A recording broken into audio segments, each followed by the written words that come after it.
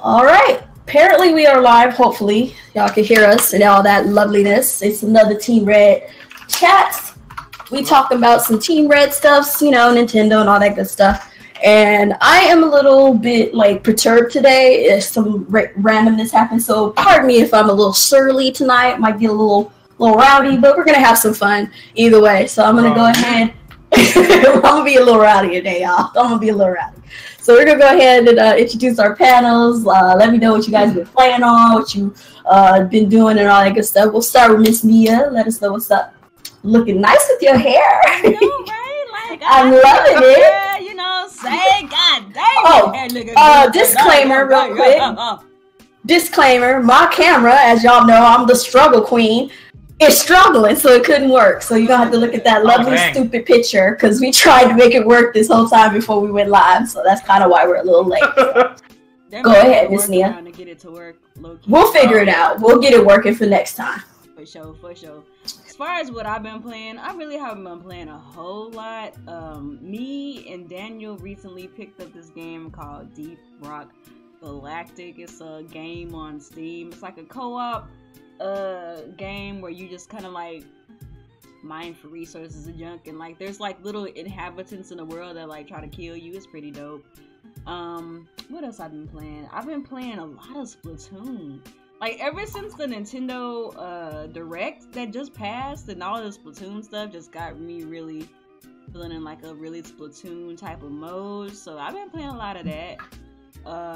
That's pretty much it, really. I really haven't had a chance to play a whole lot of stuff. Just been reading a lot of comic stuff. Me and Daniel just had a comic run last week sometime. So yeah, that's pretty much it, man. I just been real chill lately.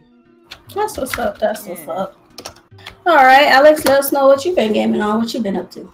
All right. Yeah, I've been playing Kirby Star Allies, which I can. I haven't gotten the game yet. I think I'm the only one here who played it. Yeah. But yeah, Kirby Star Allies is a good game. Yeah. Right. Wait till a sale is what I would advise. I don't think it's worth really full price. It is fun. The graphics are super nice. The combining powers is a lot of variety, so that was really cool. Yeah. It's a very short game. You can breeze through this game in about 4 to 5 hours. I mean, that's typical Kirby. Yeah. Yeah, but anybody who's accustomed to Kirby, they kind of pretty much know what to expect. It's just at this day and age, you kind of want them to add a little more on the bone. Yeah, I feel that, but I'm just saying, like, it doesn't seem like it's out of the ordinary for a Kirby game. Yeah, but Breath of the Wild wasn't ordinary either. I mean, I understand that, but I'm talking about Kirby. Neither was Mario Odyssey. But yeah, there's no online co-op. It's just local. The local co-op's actually pretty fun. Drop in, drop out. It works very seamlessly. But you don't actually need to play with people because the AI is actually very smart. It's one of the best AI I've ever experienced in a game because they know. Is it really? Yeah, the AI reacts immediately to all the puzzles. Which are like elemental puzzles a lot of the time, and they will attack enemies that require, like, if they're like a fire enemy and they're an ice guy, they'll take charge and attack for you. Oh, that's pretty good. Cool. Yeah, the AI is actually very advanced. I don't know why a lot of people don't talk about that, but because in most AI, it's a Kirby game, that's why. Yeah, I guess. But like, yeah, the game's super easy. So if you're just looking for like a fun, chill, and relaxed game to breeze through, it's a good game. But I would suggest getting it on sale. If it ever goes on sale. I think it'll be a Nintendo Select, probably. Yeah, eventually, yeah, probably. Yeah, like in 5 years. Mm-hmm. Yeah, probably when the Switch. Pretty much. Other than that, I got Mario Rabbids Kingdom Battle. I just picked that up again, so I'm gonna play through this. But right now I'm playing Uncharted Lost Legacy again because I just love that game so much. And the wait for God of War begins. Fun times. All right. As for me, I've actually been on a anime trip lately, so I haven't actually been playing any video games other than like maybe Overwatch with the drama that's going on because it's hilarious. But like, mostly been doing a lot of anime watching. You know, just got finishing up on some kind of separated arc of Blue Exorcist. Just finished some show called, what was that fucking show that I was just telling you about? Black Clover. They had a freaking Salt Bay meme in it. Oh my god, that was hilarious. So you gotta just look up Salt Bay and you'll see what I'm talking about. And then that meme was actually in there. But so yeah, it's just a lot of silliness and stuff going on as far as anime is concerned. Gaming wise, I kind of slowed down and just kind of been looking at it sideways, like. So there's that. But I'll be getting back into my gaming and stuff for the most part. I'm just kind of chilling. Kind of alternating. I guess it's like sometimes you just don't want to game, you just want to do other things. So I'm in the other things category right now, but I still keep my ear to the ground. I still keep up with the you know, what's going on with the gaming community and whatnot. I also forgot I played Sea of Thieves yesterday. It's the worst. Oh my! Did you fall asleep? I watched Alex and Rio play that game. It took them like 40 minutes to an hour just to play the game, bro. Not even that, like. Wait, what? This game is. I need to know now. The most boring game I've ever played in my life. I've played a lot of games throughout the years. Like, tell us about the experience. Well, I'm gonna keep the server issues aside because that's whatever. That's not actually part of the game. They'll fix that eventually. But the game has no content.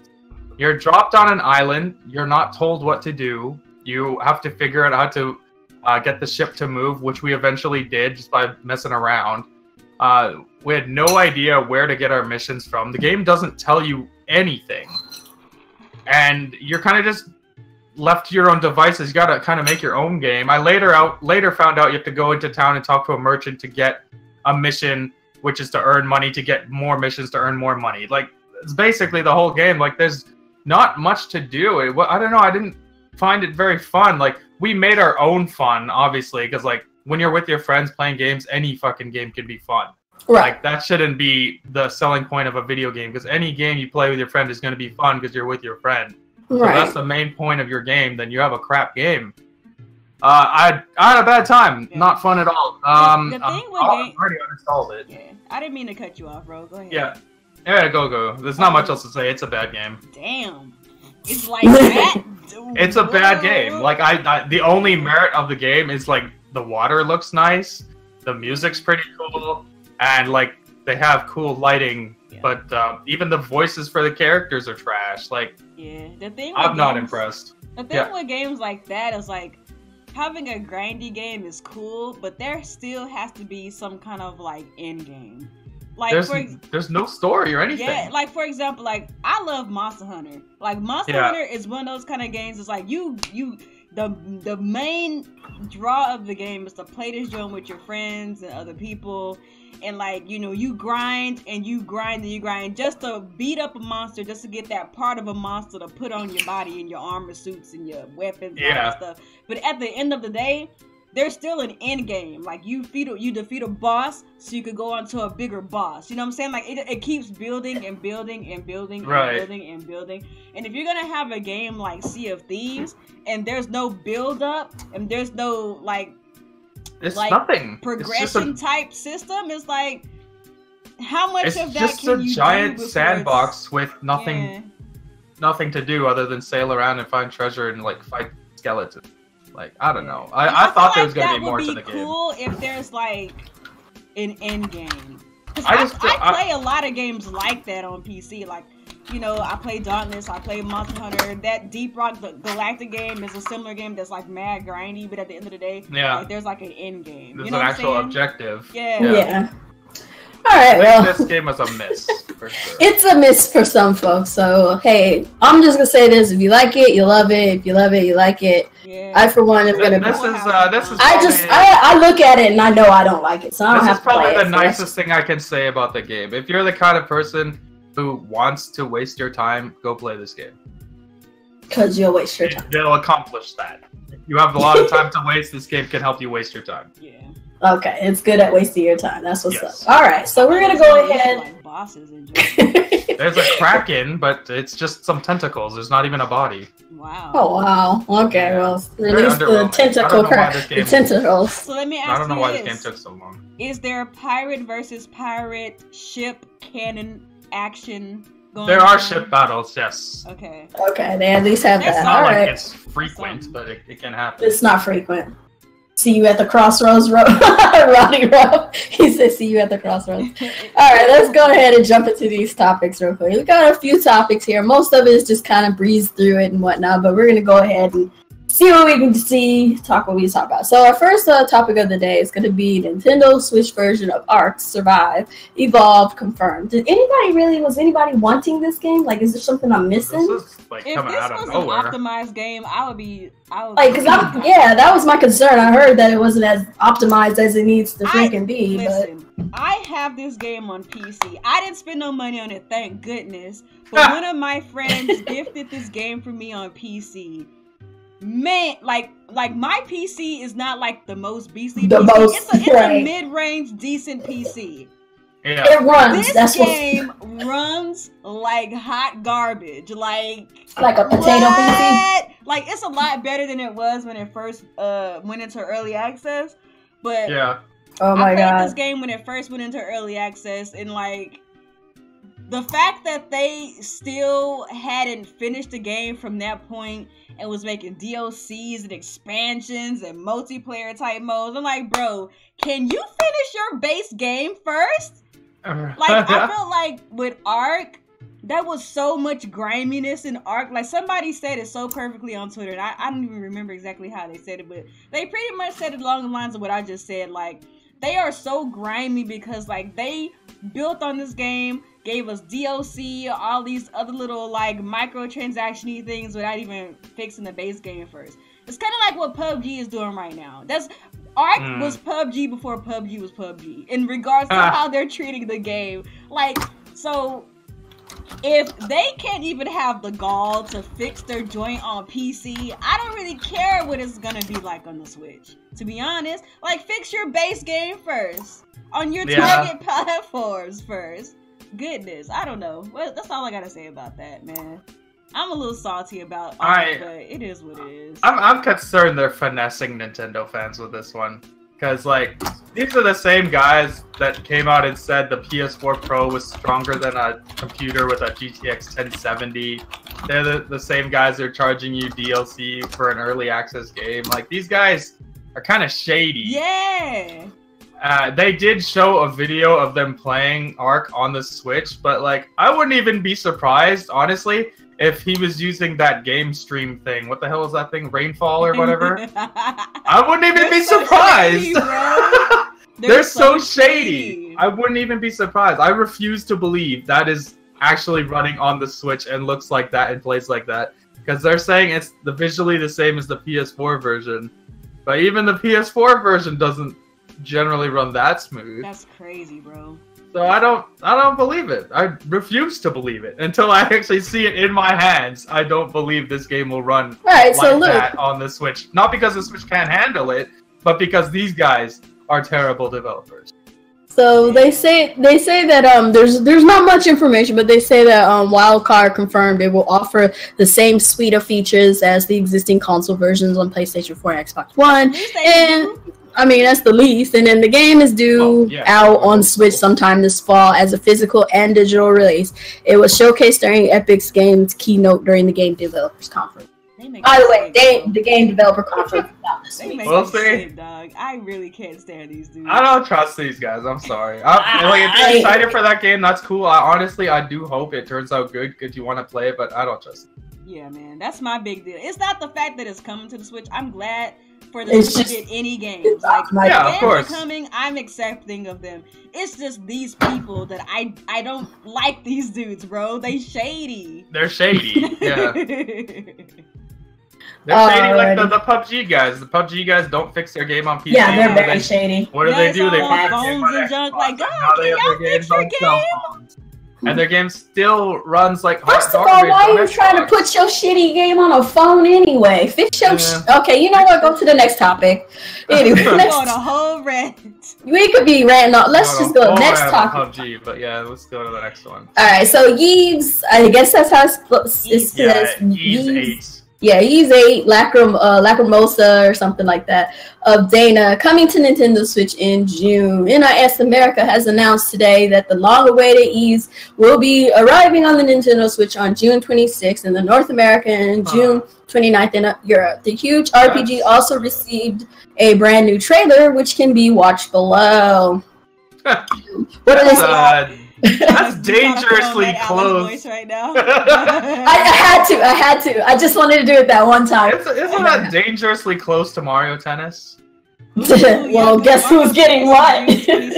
Yeah, Mario Tennis 22nd. Yep. This game is gonna get destroyed. It's gonna get overshadowed by Mario. Y'all already know which one I'm scooping. Yeah, I still plan on getting this, but I'm getting Mario Tennis Day 1. This will probably be hit up later. This game, but like too close to Mario Tennis. But like, if it's Mario Tennis or Mario Tennis comes out on a Friday, then this game will come out on a Tuesday. Yeah. I don't know. Why would you put your game so close to a first-party Nintendo title? That's dumb. Yeah, man. I get they're different genres, but that is unwise. Yeah. I don't know. Hey, that's what they want to do. Because you know, Mario Tennis gonna be that heat. People especially during summertime. Yeah, that's the perfect game for the summer. That's a perfect. I think more people want to play a sports game in summer than some long RPG kind of game. That's true. That's true. Mm-hmm. Yeah, we'll see. Hopefully it does well, but that seems dangerously close. Yeah, it does. So, Amazon Sonic Mania Plus now available for order purchases. So good news for Sonic fans, and Sonic Mania Plus is available to pre-order on Amazon. The game adds a number of things to the original Sonic Mania, including new playable characters. The all-new Encore mode, Sonic Mania Plus Retail Edition, also comes with a 32-page art book. It's available for $29.99, $30, and Amazon lists it with an August 28th release date. So yay! That's good. Sonic Mania is a fun game, and I was waiting for a physical version. Yeah, that's what's up, man. I should have kept waiting. They actually did a good job. They added an art book, and they added extra content, too. I'm actually surprised. Yeah. That's what's up. So what else do you get? You get, $30 too. You get 2 extra characters, right? You get Classic Sonic, gorgeous pixel graphics featuring Sonic. I don't care about that. Definitive versions, 15. New characters, you get new characters, that's all. Yeah. They don't tell you which characters, though, but new characters, so that's good. Alright, next is become a martial arts master in the melee action of 9 Monkeys of Shaolin. Why did I This actually looks dope. I saw this earlier today. I have not seen this. I gotta watch it. I didn't even watch the video. I'm just gonna play my video so I can see what it looks like while I make this.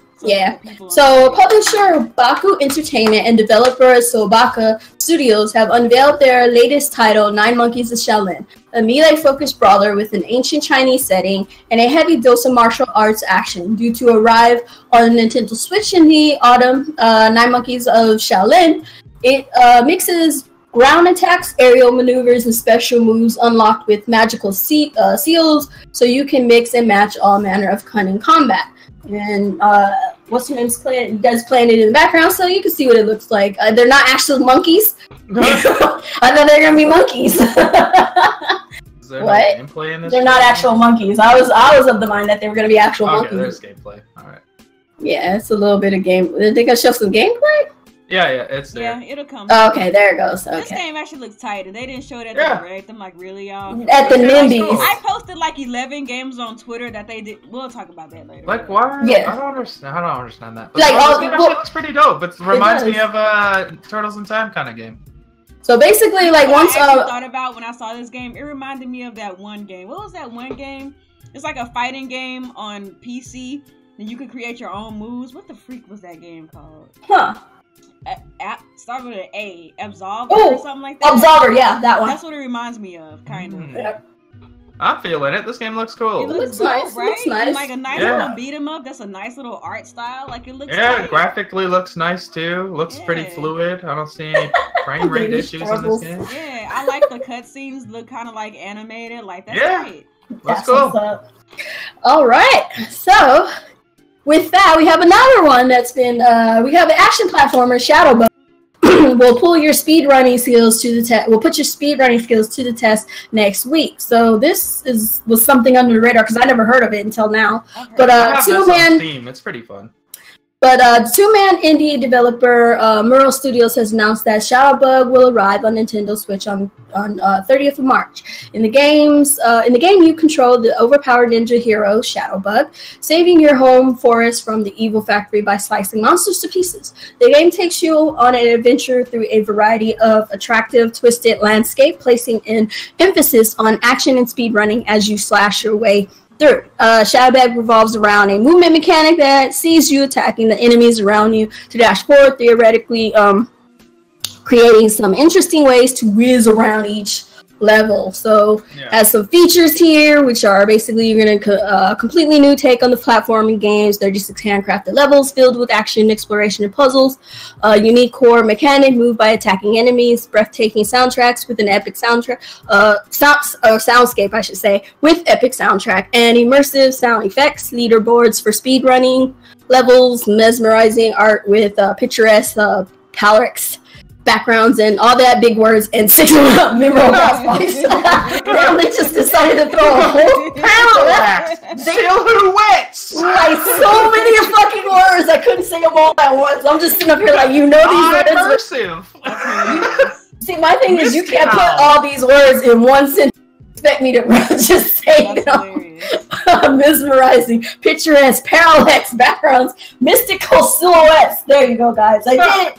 The game is guys, Shadowbug. Right. The game is set to launch in North America and Europe for $8.99, so $9. Not bad. This is actually a fun game. I have it on Steam. It's a good game. Oh, cool, cool. Yeah. Looks tight. Looks That's tight. what's up. Looks It originally started as a mobile game, but don't let that. Would have been nice to hear about this during a certain thing we had recently, but we'll talk about that later. We'll talk about it. We're gonna talk about it. We're gonna talk about it. So our next topic is these officially licensed Switch controllers look absolutely stunning, and they fucking do. So nice. Oh my god, The Legend of Zelda Splatoon actually looks good. I actually like just those two. Unfortunately, How dare you disrespect Donkey Kong and Bowser like that? I'm sorry, I just cannot. They could have did better for Bowser. Bowser was the coolest one of the bunch. Because it's better with him. Like, why does he look like that? No, I don't like it. And Donkey Kong, I'm a little disappointed in because he looks way better than that. That's all. I feel like the Donkey Kong one should have had a little bit more pizzazz. It kind of I think the Donkey Kong one could have looked a lot better. I like because it's bright yellow. It stands out. I like it. Oh, okay. That's what's up.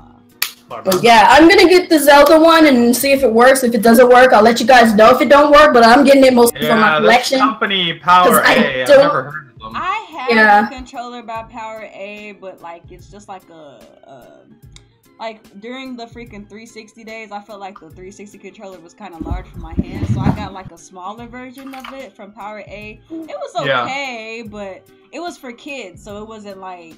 Yeah, that's what I assumed. I got this one. This one's from PDP. This is the same price as those Power A ones. This is a Mario theme one. This thing is actually. I think it looks better than this one's dope. That looks nice. I think it's actually good. The only thing it doesn't have is there's no rumble or the motion stuff. Yeah. They took it out to keep the cost down, and it needs a wire. But if you want like a cheap wired Pro controller, $20. This thing is pretty damn awesome. Yeah, I feel like that one's better than this PDP one. I don't think these ones are gonna have motion control either. I would imagine this is higher quality than those. Yeah. I like the Splatoon one and I like the Zelda one. I'll probably get the that Yoshi one's pretty tight too. I didn't notice how many stuff in the background there is actually. I wish that Nintendo would make controllers like Nintendo doesn't like making this Pro controller. Why? They used to make stuff all the time. Stuff. Like this is a great controller, but it's so freaking plain. Yeah, right. I have my Xenoblade joint, but you got the Xenoblade. But that one's still pretty plain too. Yeah. It's just got like an X in it or something with some two. Yeah. With pink on the side, like okay. Yeah. They need to make more. Like, I don't know why Nintendo has gotten out of the practice of making like customized controllers. Yeah, well, they got the stopped Joy-Con doing that colors. with the Wii. Like, they don't do that anymore. It's kind of sad. Well, no, the Wii had a lot of custom controllers. That's what I'm saying. Like, they Yeah, stopped they doing don't it do with it the no more Wii. like Oh, Like, after the Wii. Yeah. After the Wii, they just stopped. Well, they weren't going to do it for the what Wii came U at after all. the Wii, so I don't think they were excited to spend more money on that. That's true. Yeah, that's true. I don't know. If it's a dub controller, I'd consider it. I got the Xenoblade. Yeah, just look at Xbox guys. They buy more controllers and games. Bang bang. Dang. Okay, moving on to the next topic. We're gonna segue over because, damn it, Alex. But one thing What about happened? the controllers, What though, happened? I'm actually kind of surprised that they haven't made an official Breath of the Wild controller. Yeah, same here. So, I was that surprised is we didn't kinda get a Breath surprising. of the Wild bundle. Right? You know when they- Like, a real bundle. You know how they re-released Breath of the Wild, like the Expedition Pack or whatever? Yeah. Like, I was surprised they didn't release Joy-Cons too. yeah, Right? like why not? I don't know, it's strange. I don't know. These people are funny. They're funny.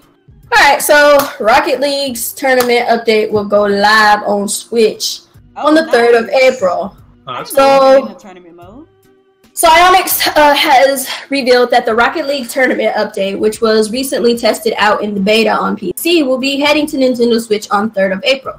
Besides the much anticipated addition of the tournaments feature, which will allow players to create and run their own tournaments without leaving the game, the update is set to introduce a number of quality of life improvements. Perhaps most notably for the Nintendo fans, this includes some performance and visual quality updates for the Switch version of the game. In addition to this, the following features will also make their way into the game, which is connectivity, quality information, new icons and bullshit like that. The enhancement of garage options, which is new item stacking, filtering, searching, and sorting options. Expanded team customization, which will be more shades, have been added to the primary color palette for battle cards, and players will now have the choice to equip blue and equip to orange for painting car bodies. Audio improvements. Crowd audio has been tweaked to better react to saves, goals, and improve in important plays. And the soundtrack will now be available to play during online and offline matches. And Samurai Battle Car, new import battle car available as limited drop inside the new Triumph crate. So it's only limited. Wow, that sucks. So it's limited to the Triumph crate. To the Triumph crate. Loot box or something? I guess it's a form of loot boxes or something, yeah. But that's cool. At least they're updating the game for the Switch version and all that good stuff. Plus, you got your tournaments and all that stuff. Yeah, There's a lot of people that really love playing They this. should, because this game sold very well on Switch. It definitely did. There's I was watching some of the tournaments of this game. My God, there's this one guy that is god tier with this game. Like, I can't even begin to pretend like I would know how to play. But this is good for all you Rocket League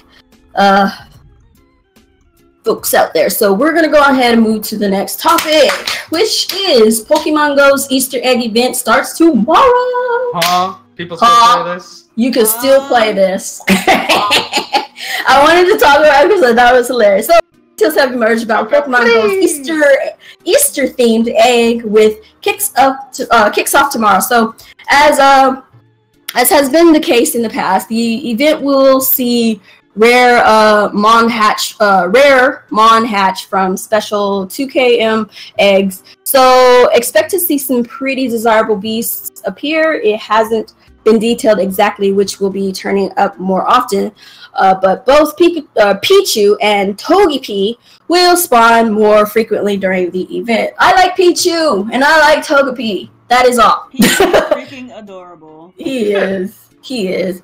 Egg hatching will earn you bonus candy, and double Stardust will be handed out for the usual activities. Heading over to the in-game shop, you'll find special offers on incubators. Toasty. Also, as a side note, a particular person named Will I Am would like to make the next Pokemon Go game. I saw this in an article somewhere. Will I Am wants to make the next Pokemon He Go? wants to make the next Pokemon Go game. I thought I just throw that out there. Random. It was very beats in there though. That is so random. That's hilarious. I thought it was hilarious. I was like, yeah, I'm just gonna not gonna talk I it. might actually play it if he does it. Probably No, got dope music in it. don't do it. So The event will begin tomorrow, or begin tomorrow and will last until April 2nd. Alrighty, what we got here? Oh! Hyper Light Drifter is coming to the Switch this summer, by the way. Strange. You think they would have showed that at the Nindies? Well, yeah! Oh my god! So Hyper Light Drifter is a name that will no doubt sting a bit to many Nintendo fan, as the game was initially due out for the Wii U before being inaugurably canceled. The main issue with its initial cancellation was due to how Game Maker, the engine it was built on, was incompatible with the Wii U. Man, this was also the. It looks. Is it? I don't think I played it yet. Have I? No, I haven't. I have it on PC. It's freaking awesome. Yeah, I know, right? This was also the case for the Nintendo Switch. Oh, this game. Yeah, okay. I didn't notice what it was until I actually looked at the video. So this was also the case for the Nintendo Switch, but it was just recently announced that the engine is coming to the Switch, opening the door for Hyper Light Drifter and many other games. After an exciting Nindies Nintendo Direct, which you would think they would talk about it. Oh, yuck. Wow, we gotta see about some stupid music game. I just can't. It makes me chuckle. Abbey Light Studios revealed that it will be bringing Hyper Light Drifter to the Switch at long last. The team is aiming for a summer 2018 release, but hopefully it won't take too long to port this one over. So yeah, this is a good idea. This is great. Double dip on this. I didn't have to. It looks pretty damn cool. This game is great. Like, it's cute. I like it. I know that we're on that whole we're tired of 8-bit games wave, but some of them can pass games. But this is one of those games where it's just beautiful for no reason. The production value of this game, whether they do the cutscenes, it's some crazy visuals in this game. I put it like this. So I don't mind some of these type of games if they're done well. Exactly. And this one's done well, so I could definitely put some money down. There's some 8-bit games I'll make an exception. But some of these 8-bit games, they can just go away. There's too many. It's hard for some to stand but out. They have super special. For me, Dandara was one of those games that was super special. The way that it looks is there's a lot of games that's not touching Dandara. And I feel the same way about Hyper Light Drifter. The way that this game looks, I think Coupon, you were watching my stream one time when I was streaming this game. Yeah. It had some cinematics with the 8-bit style, and it was bro, this is crazy looking right now. This game's tight, and the gameplay is tight. So I will definitely be double dipping for this on the Switch to be able to play it on the go. Alright, well that's exciting. This is a pretty high profile indie game, so that's nice. Very, very good production value for this one. I highly recommend this game. And it has drop in, drop out co-op if you have a loved one or a friend to play. Oh, really? It's got co-op too? That's good. Cool. That's what's up. Yes, it does. That's cool. Me and Daniel got our asses kicked trying to play it together. And does it get harder if you play with 2 people or something? It's hard regardless, but when people make say jokey things about how a game is a Dark Souls, this is literally the Dark Souls of of pixelated indie games, because it's kind of boss centric, you know what I mean? Oh, I got you. Yeah. Fury's on the Switch too, right? Not it's coming. I think it's coming. Yeah, it's coming. Okay. I need to get that game too. Too many freaking indies coming out. I know, right? There's so many good indies coming. You can't keep up. There were so many trash ones on a Wii U. Oh my freaking god. Ew. Dead ass console. Ew. There were some gems The Fall and You know what? I think I'll buy this on Switch just because they abandoned the Wii U. That's shit's hilarious. I think I'll give them money for that. That's funny as hell. Oh crap! I accidentally clicked on the wrong. Okay, here we go. I didn't think Fury was already on the Switch. Yes, it's already on there. I thought it was out already. It's coming. It would have been nice to have known. It is. See, that's why they need to fix their which we will talk eShop about. Which I guess we'll be talking about that too. I didn't know it was on. I thought it was just coming down the line. I know it was I didn't know it was already on there. See, stuff getting overshadowed. Thank you to the people in the chat for putting me up on game. Now I know. Appreciate you. So it's already here. That's wild. Yeah, right I there. gotta do something about this shop, bro. It's $24 here, That's so crazy. I'll get 120 gold coins if I buy this game. Let me put it on my wish list then. That's crazy. I didn't even know. Nintendo. This came out in January. Wait, what? That's what I've been talking about. They need to Damn. fix their stuff.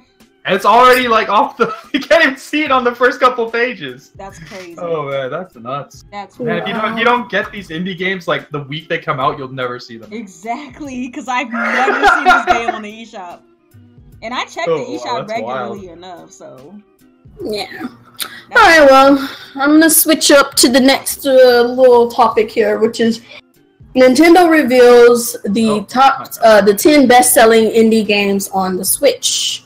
Players of indie games on the Switch are driven in great part by nostalgia, Nintendo said today at the Game Developers Conference event, at which it revealed the top 10 best-selling Switch indie games at a list that includes Celeste, Stardew Valley, and Shovel Knight. Nintendo fans really tap into those games that share inspiration or have a sense of nostalgia with tried and true franchises, maybe games they grew up playing when they were younger, said Damon Baker, Nintendo's frontman for its indie efforts.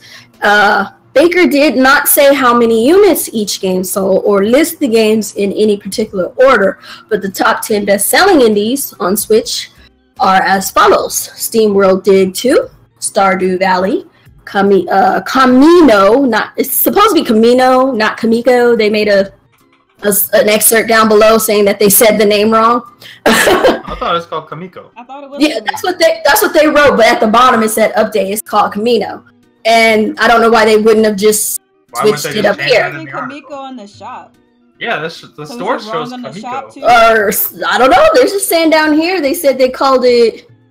Oh, okay. They said they called it Camino. Okay, never mind. Okay, my bad. I read it wrong. I was pretty sure this game's about to say, I'm like, what the hell? And why wouldn't we fix it up here? So, Kamiko, Celeste, Fast, RMX, Golf Story, Enter the Dungeon or Gungeon. Oh, Gungeon, Overcooked, NBA Playgrounds, and Shovel Knight Treasure Trove.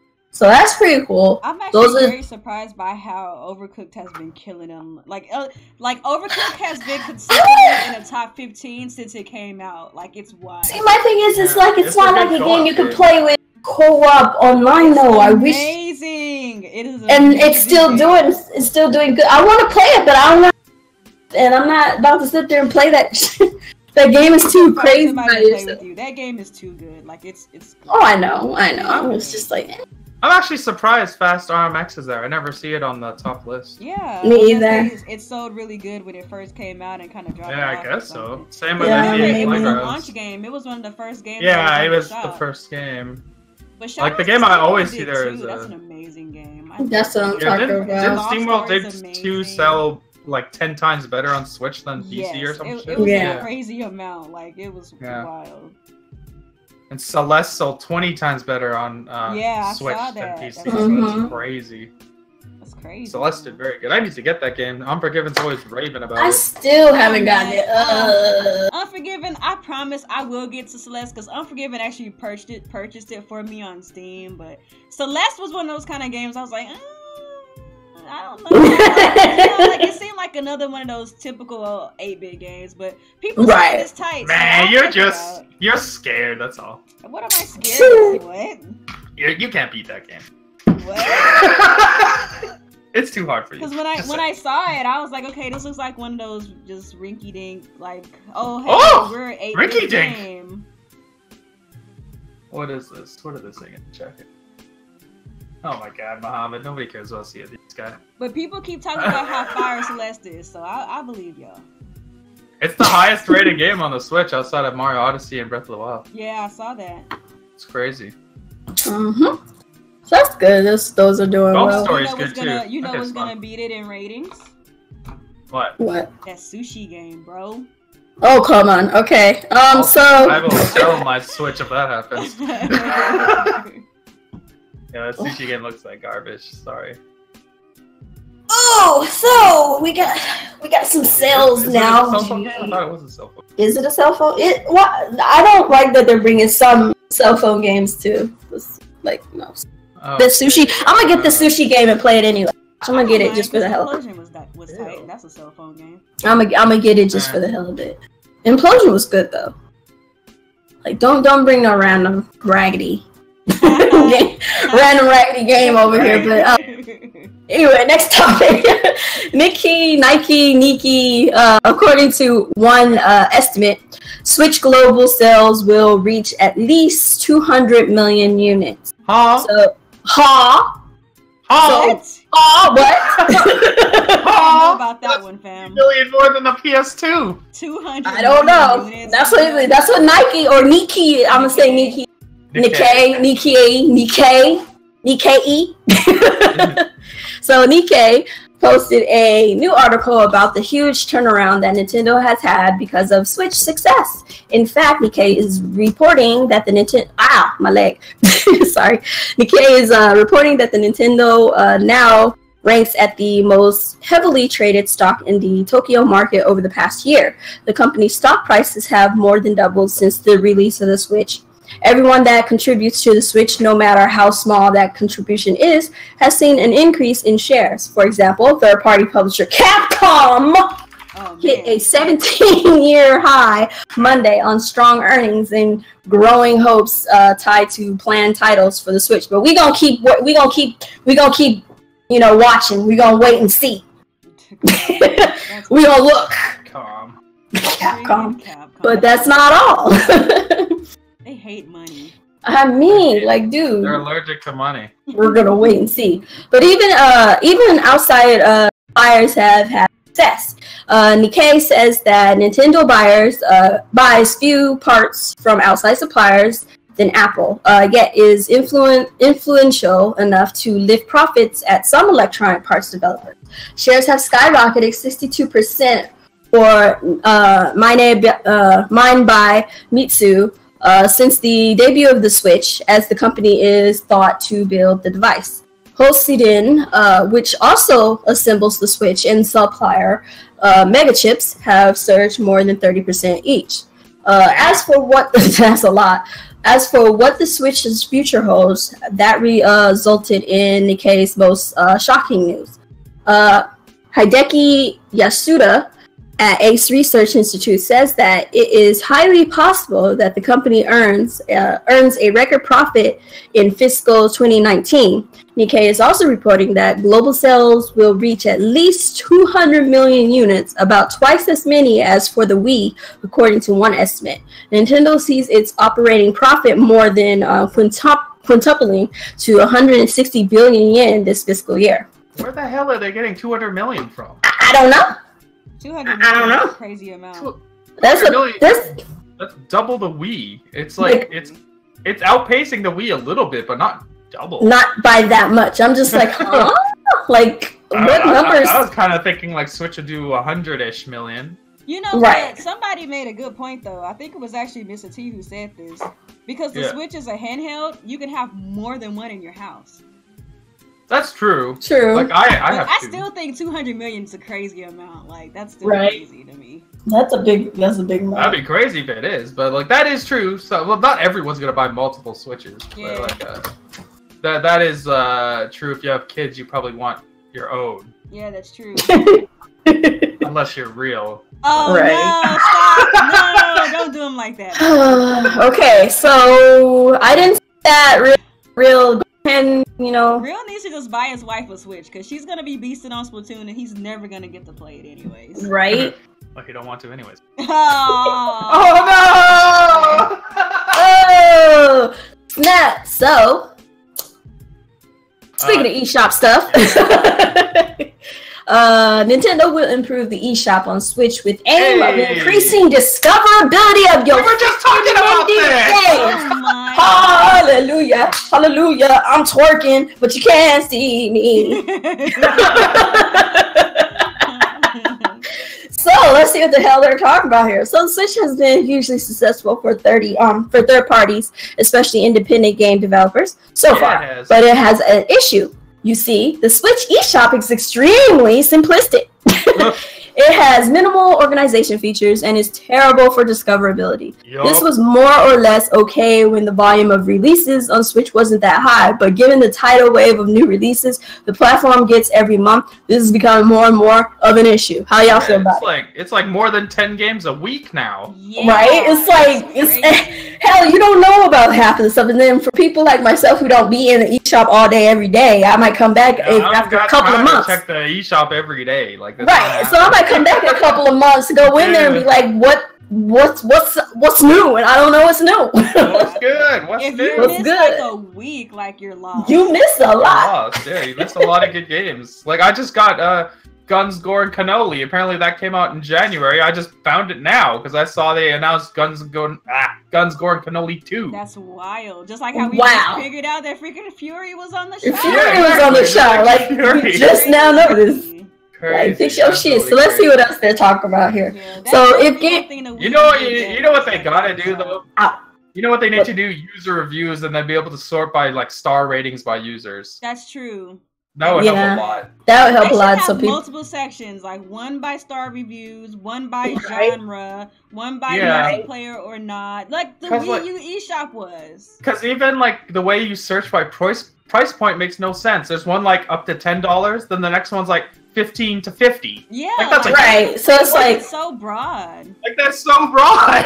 it's like, oh, I'm down here with like, Like one up to $10, then $10 to $5, 20, stuff like 20 that. to 30, 30 to 40, 40 to 50, Right. 50 to 60. It's crazy how unorganized Crazy. the shop is. I don't understand. Like whoever's working on that eShop is slacking. They no, they probably fired him with this. And we got fired. We got to make an announcement. Updated. So I'm just gonna read a little more of the article. So if games are hard to discover, then they might not sell, and if they don't sell, then the third parties will stop bothering putting them on the Switch, which they still sell. Very true. Like they still sell, but that is a possibility. They sell that first week. Yeah, I know, right? Like on that first week. Security. So, which is naturally a situation the company wants to avoid. That is why, speaking at a GDC panel today, Nintendo confirmed it will be looking to improve the eShop and Switch with the aim increasing the discoverability of the game. We have heard the feedback from yourself, from fans loud and clear about the limitation of Nintendo eShop. Nintendo's Damon Baker said at the panel, I can assure you that steps are being taken over the course of the coming year to improve the functionality in terms of discoverability and visibility to highlight all of the great content. He also added that Nintendo would be increasing its highlighting of third-party games on its website and social media channels. So that's good because right now, every few weeks or so, you scroll through, you can't find crap. Yeah, it's true. Yeah. Can't find nothing, but that's good. Shantae and the Pirate's Curse just came out yesterday, so that's a Yeah. good game. You want a good Yeah, game? Go ahead. Did anybody know about that? Wish list before it's gone next week. Yeah, I actually gotta do that right now. That's essentially what I use the wish list for. Like I use the wish list to put stuff that I know I want on there because because you know you're never gonna see it. you're not gonna find it. You're not gonna find it otherwise. Oh man, this game looks terrible. Swim Out? Wait, what? This looks like a cell phone game. Oh my god, it probably is. Ew. There's All right, let's see what's up here. a lot of new games. Is on this here. that sushi game they were talking about? That despite whatever the fuck, Attack on Titan's still at the front of the game. The That front just of came out. yeah, swim out. I saw it. Anyway, next topic. So it's a video. It's Detective Pikachu's commercial. Oh. Fucking detective. So I don't know Nintendo how I America click this. probably don't. It'll get copyrighted. Yeah. Nintendo of America is busy preparing for the release of the upcoming Detective Pikachu on the Nintendo 3DS. The company has revealed the game's commercial today, which is titled "Solve the Mystery in Rhyme City." The game is set to be released on March 23rd in North America, Europe, and Australia and New Zealand. So I'm looking at the commercial. It's kind of silly. Just listening to him talk. His voice is so funny. He's so grizzled. Detective Pikachu. Oh my god. Anyway, but yeah, that's cool. It's cute. It's Pika, just. Pika. I just gotta get used to the voice of Pikachu now because I'm used to that high pitch. Pika! Now I got grown ass man. And Danny DeVito. Grown. Is he Danny DeVito? would have been It better. should have been Danny DeVito, but it's not. Oh, I'm Sadly, upset. Who did they pick? You know, No, somebody who's not some Danny random. DeVito. It's Somebody not they Danny probably DeVito. paid $100 to. Maybe This Danny year, DeVito would be too. Danny DeVito would have been a hilarious pick. Danny DeVito would have been amazing. I know, right? I am not an animal! Oh my god. You're so cute. I'm not cute. Get all loud. That should be wild. This game, if you want a Pokemon game, this is not for you because It's not a Pokemon game. It's definitely. This is a detective game. So if you want to play detective, then this you might enjoy this. Now, if you want to play detective as a Pokemon, that's definitely for you. If you're looking for the classic Pikachu Pokemon. amiibo. That amiibo looks Oh, so yeah. cool. It's huge too. I want it. Is it on sale yet? Is it on pre-order yet? Same day as the game or what? I don't know. I'm gonna find out so I can put it on pre-order because it's obvious we won't be able to get it otherwise. That one's probably gonna be very rare. Yeah, it is. It'll be on eBay for $500 the next day. Watch. Yeah. So Nintendo explains that Splatoon was almost a game about rabbits.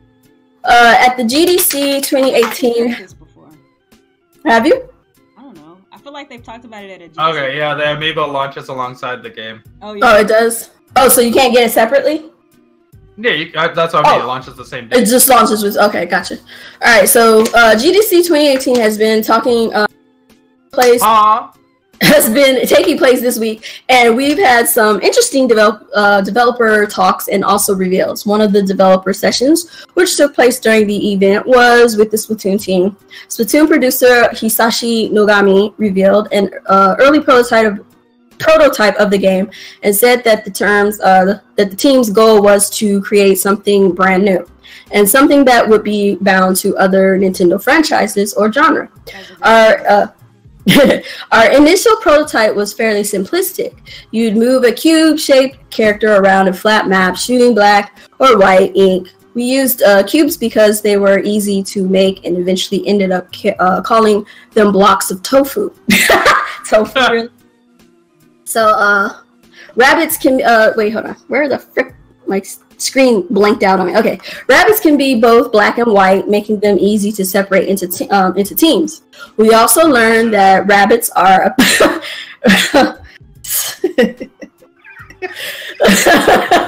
Okay. Hold on. I don't know why that's funny. We also learned that... Stop! It's not even funny. We also learned that rabbits are... Are you done? I didn't do it. I'm drinking water. You did. I can see you drinking it too. That's the problem. Anyway, he's like, I only drink water. So we also learned that rabbits are apparently very territorial creatures. We wanted to use brightly colored inks and thought they would contrast well with the neutral color of the rabbits. Something about the concept still didn't sit right. Disconnect between gameplay and appearance. Their revelation came when one of the team's other directors started to break down exactly how the players' abilities would work during matches. When you were out in the open, you'd be able to attack. When you were submerged in ink, you wouldn't be able to attack, but you would be able to move more quickly and recover your strength. Squids were actually one of the original candidates, but we couldn't find a reason to choose one over the other. But once we thought of this ability to move quickly through ink as swimming, we discovered a strong reason to go with squids as our characters to further distinguish between these two ability states. We decided to have the character take on a more human appearance while not submerged in ink, and so our characters were born squids that can transform into people. It might seem a bit strange to you, but as developers, nothing could make us happier than seeing the characters we create mean so much to people. So there you have it. They would have been rabbits. Idea, actually. Yep. They would have been rabbits. On their part. I'm glad they're not rabbits. Could you imagine? That would be the weirdest thing. It would have looked. We wouldn't know. We wouldn't have felt it being weird, but I don't think it would have did rabbits. Honestly, I think the rabbits could still work though, because they can go underground and like still. They could have burrowed underground. Yeah, they could have burrowed. You could see like the mud moving on top. Like it's the same concept, but I think the squids make more sense. Yeah, definitely as far as the ink is concerned. So, okay. So you guys have the Kirby topic, right? You found it? This? Because I think... Kirby Star Allies gobbles its way. Yeah, I just want to make sure Alex had it. Yeah, I got it. Okay, cool. All right, so Kirby Star Allies gobbles its way to the top of the Japanese charts. Hey, look at that. Kirby's doing well. So media create data for the Japanese multi-format chart is in. Hot off the digital press, and it shows Kirby Star Allies arriving on Japanese shores with quite the impressive debut. It enters the charts at number 1 with 222,031 copies sold in its first week. Splatoon 2 has also had a great week, surging back up the charts to number 2 with 30,471 copies sold last week. And so they have a whole list here. I'm just going to read the ones that are Nintendo, which are marked red, which are in their respective spots, which is Kirby Star Allies at number 1, Splatoon 2 at number 2, Attack on Titan 2, the Switch version at number 4, Mario Kart 8 Deluxe at 7, you have Breath of the Wild at 9, Super Mario Odyssey at 10, Pokemon Ultra Sun, Ultra Moon at 12, and Mario plus Rabbids at 19. So that's not too bad. Mario Odyssey has outsold Pokemon Sun and Moon? Mm-hmm. That's crazy. That's insane. That's kind of interesting, actually. Don't Pokemon games always outsell Mario for the most part? In Japan, usually. You would think in Japan, yeah. Yeah. Maybe this one wasn't a great one. But this is the 3DS version, though. Yeah, look at that. Mario Rabbids total is less than Kirby's debut. Dang. That's messed up. That is sad. That's messed up. That game came out months ago. Yeah, they didn't like that game out there, apparently. They don't like that game at all, I guess. Can't win them all, I guess. Where are the Xbox games? Stop. I was trying to move. I was trying to get to... I was just asking a question. Damn it! I knew it was coming. I was like, hurry up. Next topic. Fucking ass. Oh, Switch did well. 54,000. Send all of your hate mail to Alex at with his goofy hat. I know, right? I never could copy my hat. He bought I never could find one. I'm mad because I couldn't get one. Low hat. What the freak? Right, and well, at least he ain't freaking what's the name with his freaking hat? His little what's that stupid tune? Yeah, who? From Minish Cap. Minish Cap. The Minish Cap, yeah. What's his name? But that's super. That's the one he wears, though. That's all he wears. Super. That's what he wears. It just looks so funny on him, though. Bald-headed black man wearing this weird ass cap. Oh man, he's awesome though. We love him. 14. What a huge gap. 54,000 for Switch. PlayStation 4 is 14,000. Dang. Actually, the Pro did 8,000. That's not bad. It's more than half. The Switch is doing some stuff. Oh, you know who's not killing it? No. Okay, stop. No. Who's not killing it right Funimation really wants Goku to join the roster in Super Smash Bros. So we moving on. Goku becomes a playable character. Get Goku out of here. Like I'm gonna put it like this. Hold up. Let me read this. So Super Smash Bros. Is real. It's really coming and turned that Nintendo Direct into one of the most talked about broadcasts of the year. Now we're wondering which fighters are going to be joining the fray come its release, especially when it comes to those surprise cameos. And in an innocent, lighthearted tweet at Nintendo, distributor Funimation thinks a certain hero from Dragon Ball series would be perfect fit. Following on from the success of Dragon Ball FighterZ, there's clearly a huge market for Goku and the gang when it comes to virtual fisticuffs, and what better place to go Super Saiyan than with Mario, Link, and the rest of Smash gang. So they Funimation sent a tweet out, and they're like, at Nintendo America, hey Nintendo, when's our boy Goku going to join the fight? Hashtag Nintendo Direct, hashtag Bros Smash. First and foremost, let me just say this. I don't think it's gonna happen. Would be interesting, but I don't see the point in it, and it's not because he's an anime character, because he's now synonymous with gaming as well. It's just, to me, he don't fit for Smash. He don't fit for He's Smash. just goofy, but I mean, He I doesn't can't say that because there's a lot of goofy characters. He just doesn't fit for Smash in the way that the way that they made Cloud fit, they made Bayonetta fit, the way they made Ryu fit, stuff like that. He doesn't fit in that same sense. Like you would think those guys wouldn't fit either, but somehow they made it work. Maybe Sakurai can make him work. I don't know. But for me, I honestly don't really care if he is or isn't in there. But I prefer if he isn't because if he's gonna take a spot. Goku has like 12 evolutions. Like he How has. are they gonna put all that shit in there? Yeah, they can't put all that in there. They can only put so much. So I honestly don't think.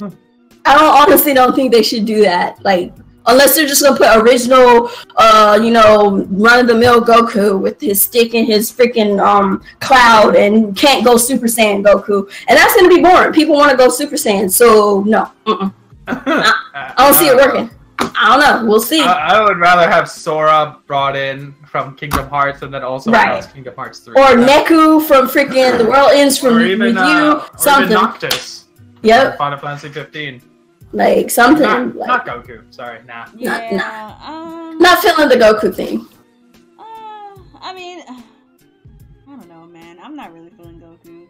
But at the same time, I feel like if Goku was gonna be in the game, like it's too they powerful. kind of missed their opportunity because Bandai Namco was the ones who actually made Smash Bros. 4. I mean, I understand that there wasn't like any Xenoverse games on the Wii U, but like they could have done it if they wanted to. Because I mean, Snake was in the freaking Wii version of Brawl. You know what I'm saying? But there wasn't a Metal Gear game on the Wii. Well, there was that one game, that remake or whatever, but not worth talking about. Eh. I mean, it'll happen if it happens. If it don't, but I just don't see it being a good thing. I would rather it not happen because I'd rather other characters get in. I'm not really like an anime head, so I feel like Dragon Ball is just too much. I don't know. Yeah. I like Dragon Ball. Dragon Ball's great. I just don't want Goku in Smash for some reason. Put it like this.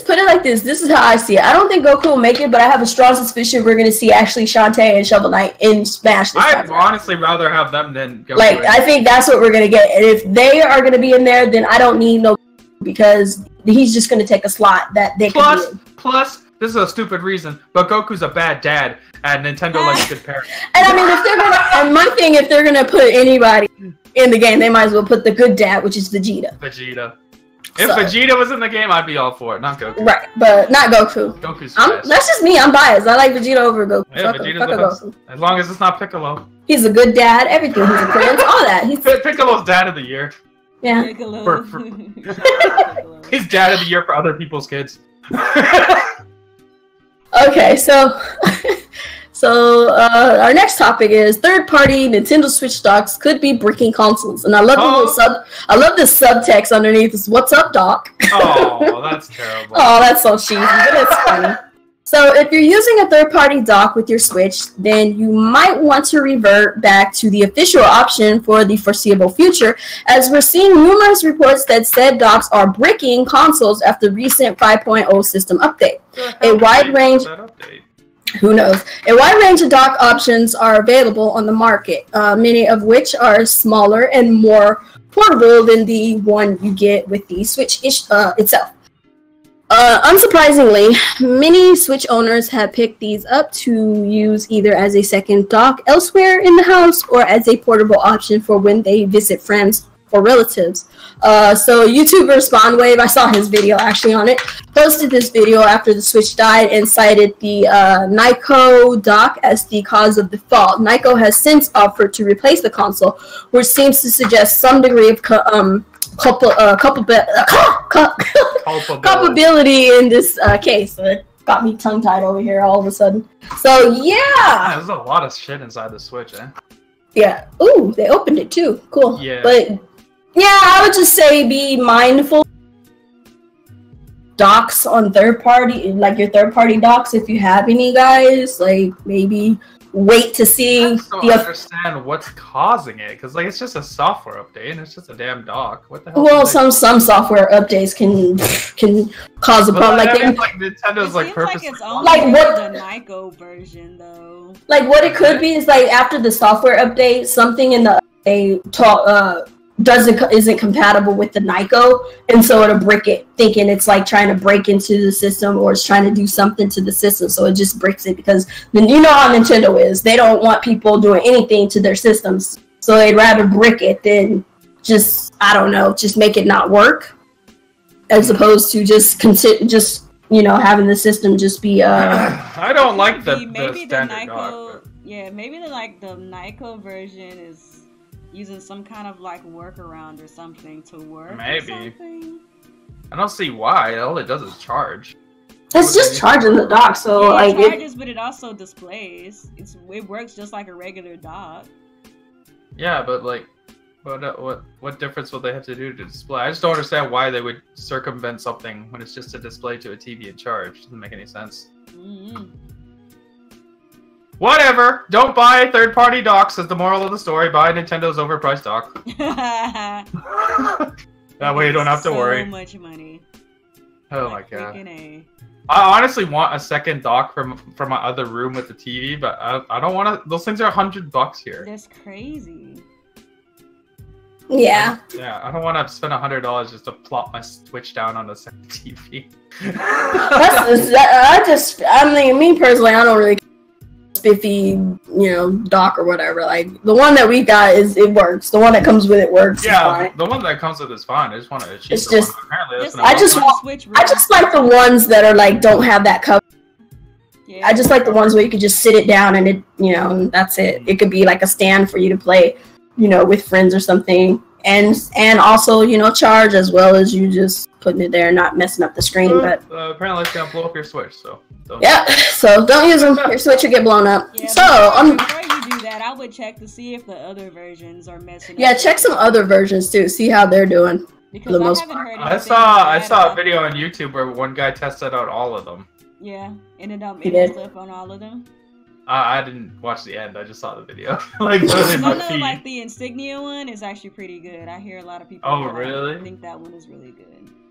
I think most of the time, most of them you won't know until your system's dead anyway. So it's like, you know what, to be fair, I heard bad things about this Nyko dock before this even came up. Right, like, I did too. Yeah. People who said that they used Nyko isn't always that great anyway. Like, don't they always have problems with their third-party shit? I think when it comes to this, I would just err on the side of caution and just get. Definitely. Just hold out for now until we get more. How mad would you be if some stupid ass dock broke your Switch and you lost your Zelda save files? Oh, I would be so upset. It's not worth it to save $30 or whatever. Yeah. Anyway, so just for the PSA for everyone, be mindful of third-party docks. If you have one, I would advise you take it off of the dock now and go back to the original until they figure out what's going on. So also, a further instance where Nintendo would really come out on top if they would just give us cloud saves. Yep. But you know, just saying. Not gonna happen anytime today. This is a perfect example of why we need cloud saves, because Spawnwave, as far as I understand, he lost all his save files, right? Yeah. Wow. Yeah. Mm-hmm. The same thing happened to Altano from IGN. He lost all his save files too. Yep. And when you lose save files, you are not in the mood to be trying to play a game. You do not want to do it. Yeah, so, if I lost my save file for Zelda, I would just sell the fucking game. I'm not going through that again. I spent too many hours in that game. I would be upset. I would get rid of that game because I'm not going to start from scratch again. Yep. So on the weirdness meter, Mario Tennis Aces artwork triggers an unlikely discussion about Luigi's lunchbox. Oh my no! God. Is that what we're calling? That's what we're calling it now. Lunchbox. All right. Luigi's hold on to your lunchbox, Alex. Oh God. Wait. When Mario proudly shed his overalls for Super Mario Odyssey, it almost broke the internet. Okay, it didn't, but work around to a halt in the Nintendo Life office. So they're so stupid over there in Nintendo Life. So now we're seeing a discussion occur online that could potentially dwarf Nipplegate. Is that what they called it? Nipplegate. Yeah, that was a real thing. They actually called it Nipplegate. Okay. Yeah. So, and as usual, it's Mario's lanky sibling who is stealing all of the column inches. This article, though, I need them to stop with the corn. artwork for the forthcoming Mario Tennis Aces shows Luigi in a pair of particularly tight shorts, so tight in fact that they proudly show the unmistakable outline of his lunchbox. Why does he call it a lunchbox? I don't fucking know. Is he Like- mean that these things are meant to be eaten? I was waiting for it. I was waiting for it. I was gonna say something, but I was like, I don't want to because Allie. And there it is. Generally speaking, no, you're not supposed to eat them, but they are. And why For some- lunchbox? Doesn't Luigi's linguine make more sense? Or cucumber, maybe. Luigi's cucumber. That's what we're calling it because he's green. So any normal person would simply brush this off as Nintendo's striving for a little occurrence, but but come on, guys, this is the internet we're talking about here. So yeah, Honestly, I don't see what the big deal is. Like, it's like just all they gotta do is just obviously, if Mario has nipples, Luigi has a should dog. have the other appendage. Is all I'm saying. Luigi's got he's got everything, man. He's got Like it all. he's got the death eye. Now he has apparently. Now he's got the lunchbox. Oh Oh my god.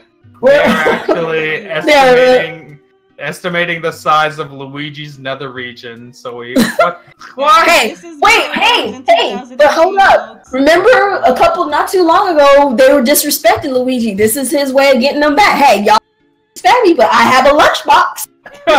Just saying.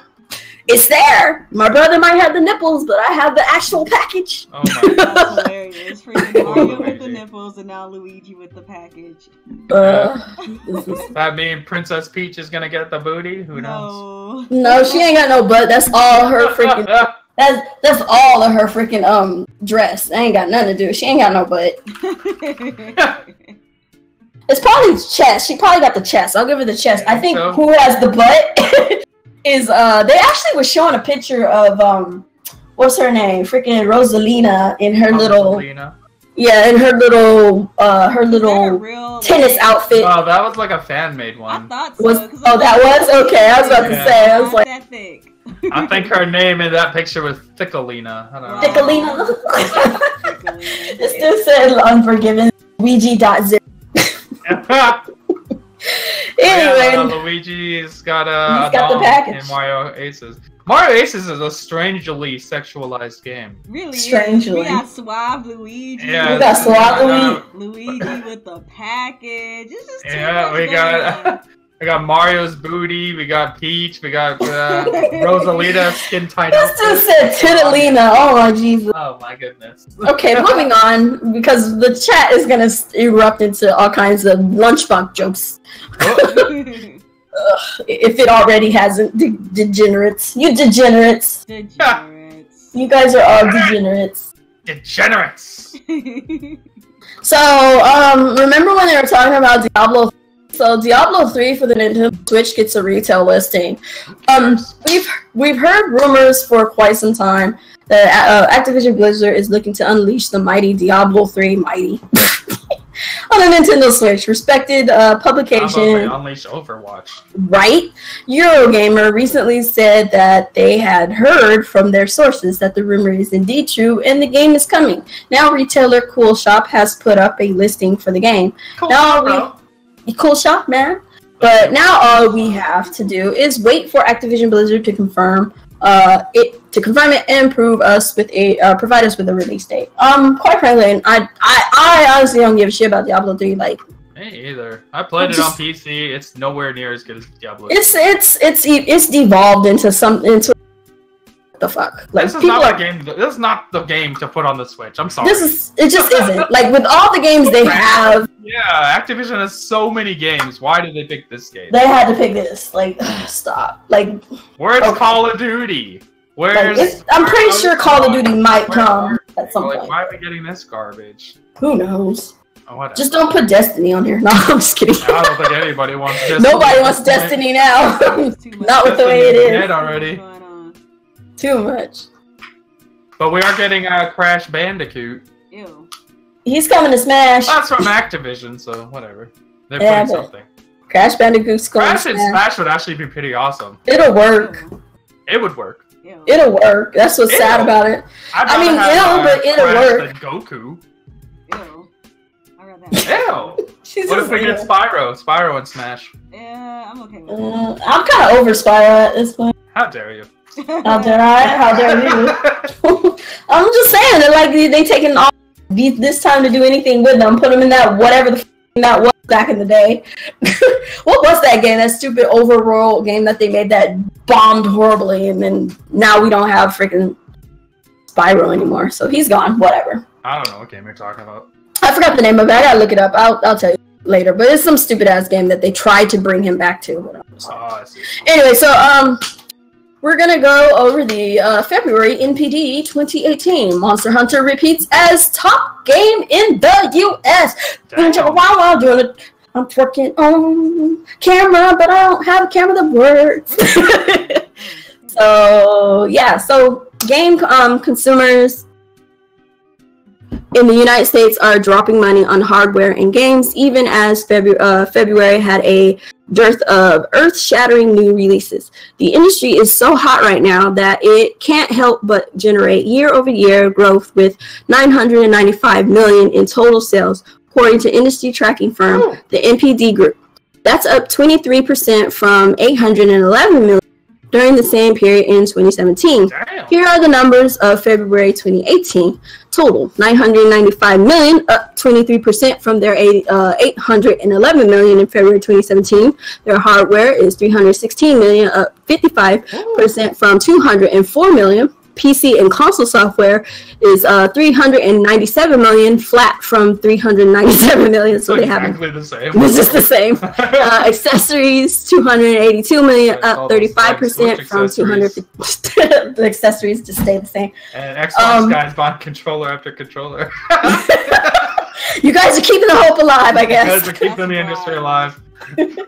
So year-to-date 2018 spending across video game hardware, software, and accessories is up 39% when compared to the same period a year ago to $2.1 billion.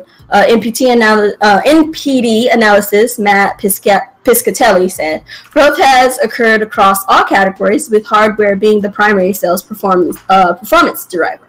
It's important to keep in mind that NPD's report has some gaps in it. It does not report digital sale data for every publisher.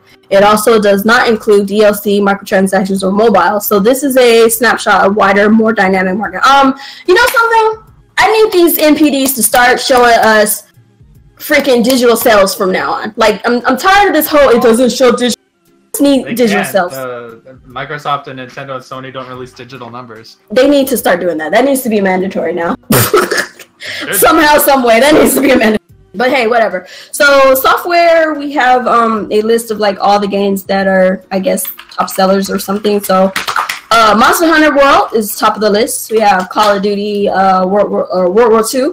We have NBA 2K18, Dragon Ball Fighters, Grand Theft Auto 5. Damn, it's still. That game is all. This game won't die. This game won't die. You guys are never going to see another Grand Theft Auto. It's been in the top 10 every single month since the game launched. That's wild. Like, this game won't die. You're never going to see Grand Theft Auto 6. We're done. Actually, it's over. So Shadow of the Colossus also made it. Hey, nice. UFC 3. That's just a copy paste of UFC 2. Why don't you buy that? Ew, Garbo. Garbo. Kingdom Come Deliverance, Mario Kart 8. Hey, Mario Kart still top 10, goddamn. Yeah, Super Mario Odyssey also. Hey, Odyssey. Both of them in the top 10, so that's cool. Tom Clancy's Rainbow Six Siege. The Legend of Zelda Breath of the Wild. These lists here. I don't see any Xbox exclusives. So oh, stop it. Players Unknown Battleground, Bayonetta 2, Madden NFL 18, oh, man, I'm sad Assassin's Creed Origins. Top 10. I know, poor baby. FIFA 18, Sword Art Online, Fatal Bullet. Why is this? The Sims. Why is this here? Sims 4 still top 20? What the hell? And how did Star Wars Battlefront even get on here? Like, what is this? Oh man, people just buy garbage. So let's see, no digital sales included, and then no PC digital sales included for whatever games had these little asterisks on it.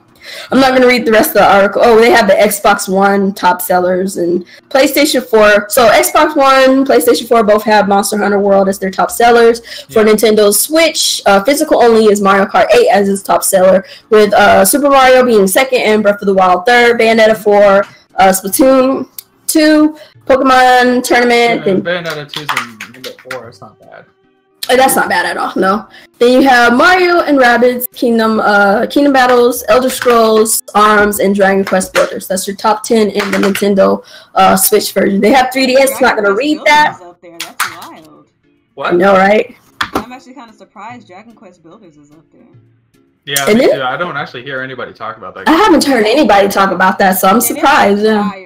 I don't have it yet, but that demo, I put a lot of time in that demo.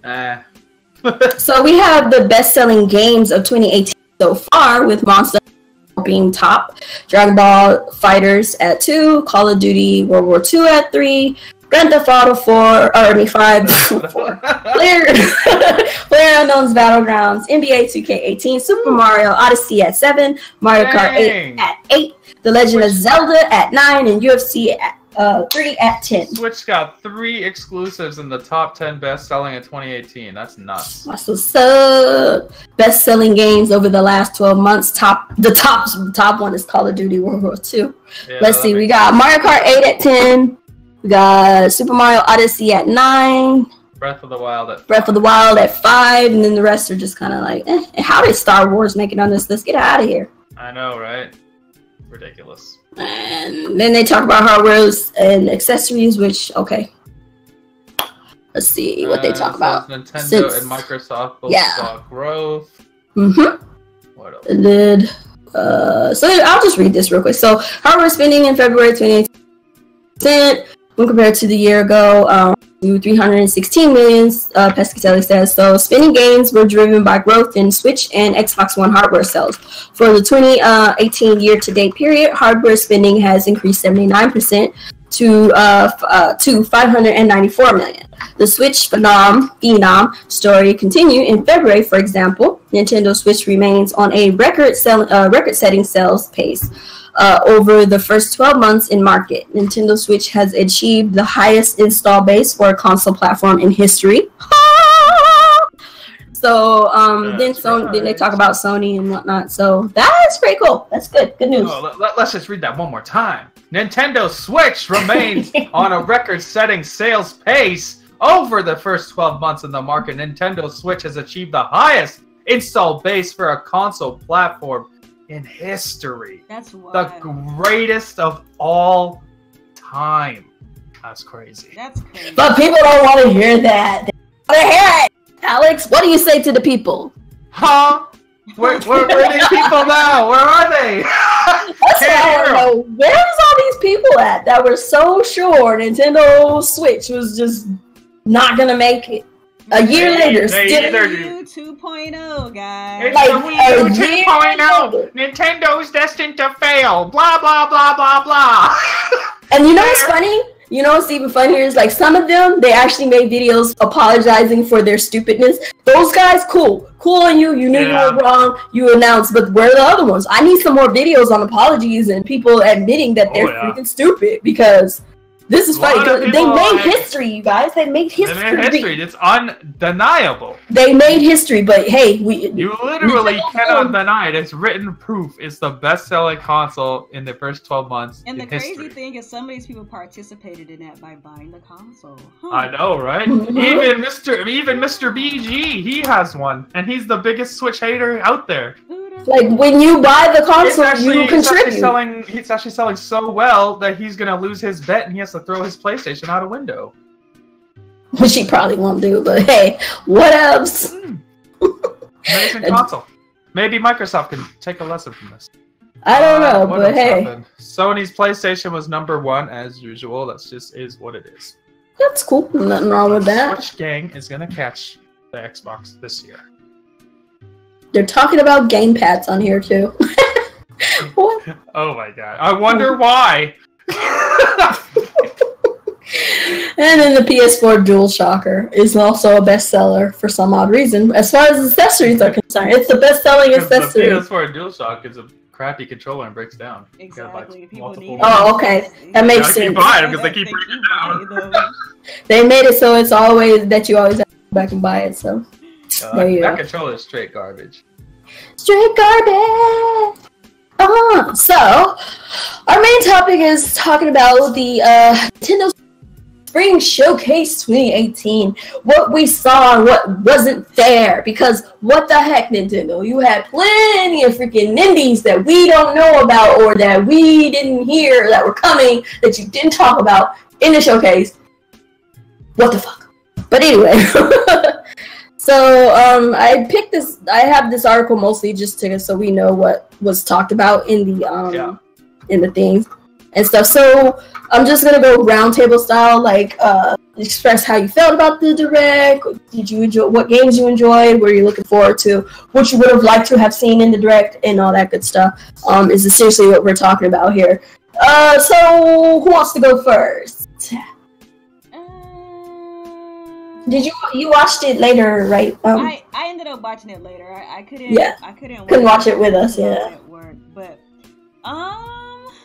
well, I guess I'll tell you my general thoughts before I go into what I actually kind of liked. Well, let's just say that I don't think it was very good. I think the reason why I don't think it was very good is because they didn't really show that many games that were standouts. Like, a lot of the games that they showed, like, they seem like they might be some cool, like, time wasters or something like that. But, like, there was nothing that you saw that made you go, wow. Like, for example, like, in the first Nindy Direct that they have for the Switch, and I saw a couple of games that made me go, like, wow, like, I really want to play that. Like, Morphe's Law, for example. They didn't talk about that, right? Where was that game? Idea, you know? Like, there was a lot of games that made you really interested in what the indie roadmap was going to look like for the Switch, and I really didn't feel like that with this one. And I made a tweet actually on Twitter that there were a lot of really interesting looking games that were announced after the direct that they did not even hit the showcase. And I'm just gonna tell you just a couple of ones that I saw in passing that I just saw people talking about and tweeting about. So they didn't show anything about Hollow Knight. There's a game called Nidhogg 2. It's actually a really popular game on Steam. They didn't show that at the showcase. Hover Revolt of Gamers, which is basically like a spiritual successor to Jet Set Radio that they did not talk about at the showcase. Of course, they didn't talk about Ark Survival Evolved, but that was discussed at GDC, so they probably wanted to do that themselves. So I kind of understand that, but that would have been a really big deal if they let Nintendo do it. It would have made more sense to let Nintendo do it on the direct. We got more eyeballs on it. It would get more attention. Hyperlight Drifter, which is like super fire, got no mention. There's this racing game called Grip that actually looks really, really cool and dope that they did not talk about.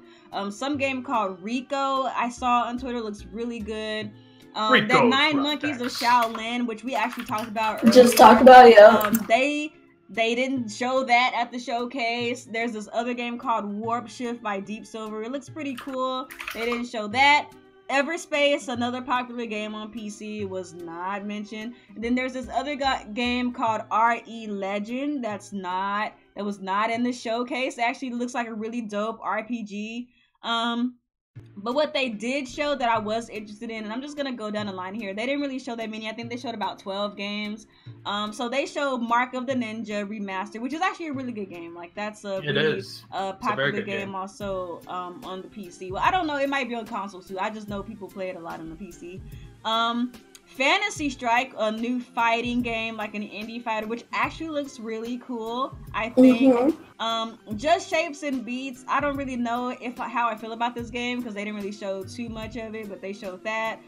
This game called Garage by Tiny Build, and I'm here for pretty much anything by Tiny Build. They make some of the most weird games, but I love Tiny Build so much, so I'll probably check that out. And it's a top-down shooter, so I'm always here for those. Pool Panic is an Adult Swim game. It looks kind of weird and goofy, but that's just the nature of Adult Swim games. I wasn't really too interested in that. They showed a game called Bomb Chicken. That game is so funny. It's just like a whatever 8-bit game. It's the Zelda chickens. It's the Cocos. They got mad. They're running off. Cocos. I just felt like that was whatever, you know. They showed a game called Luminous Remastered, which kind of puts me in the mind of like Bejeweled / Tetris in a way. I like puzzle games, and I think that one actually looks pretty polished, so it looks cool. I might check it out. They showed some game called Reigns, Kings, and Queens, which is like a role-playing game, but it's not like characters, it's just like scenarios that pops up on it's like a card, text card game mixture type thing. Text RPG is kind of weird. I'm not really too interested in that. I feel like garbage like Gwent, you might like that shit. I don't even think it's not even like Gwent. It's more like a text RPG. Like Gwent is more thought out than that. It's more like stylized or whatever. They showed a game called Lightfall. It looks pretty cool. They showed some game called West of Loathing, and it has like stick figures. Like that doesn't look interesting to me. They showed I like the name though.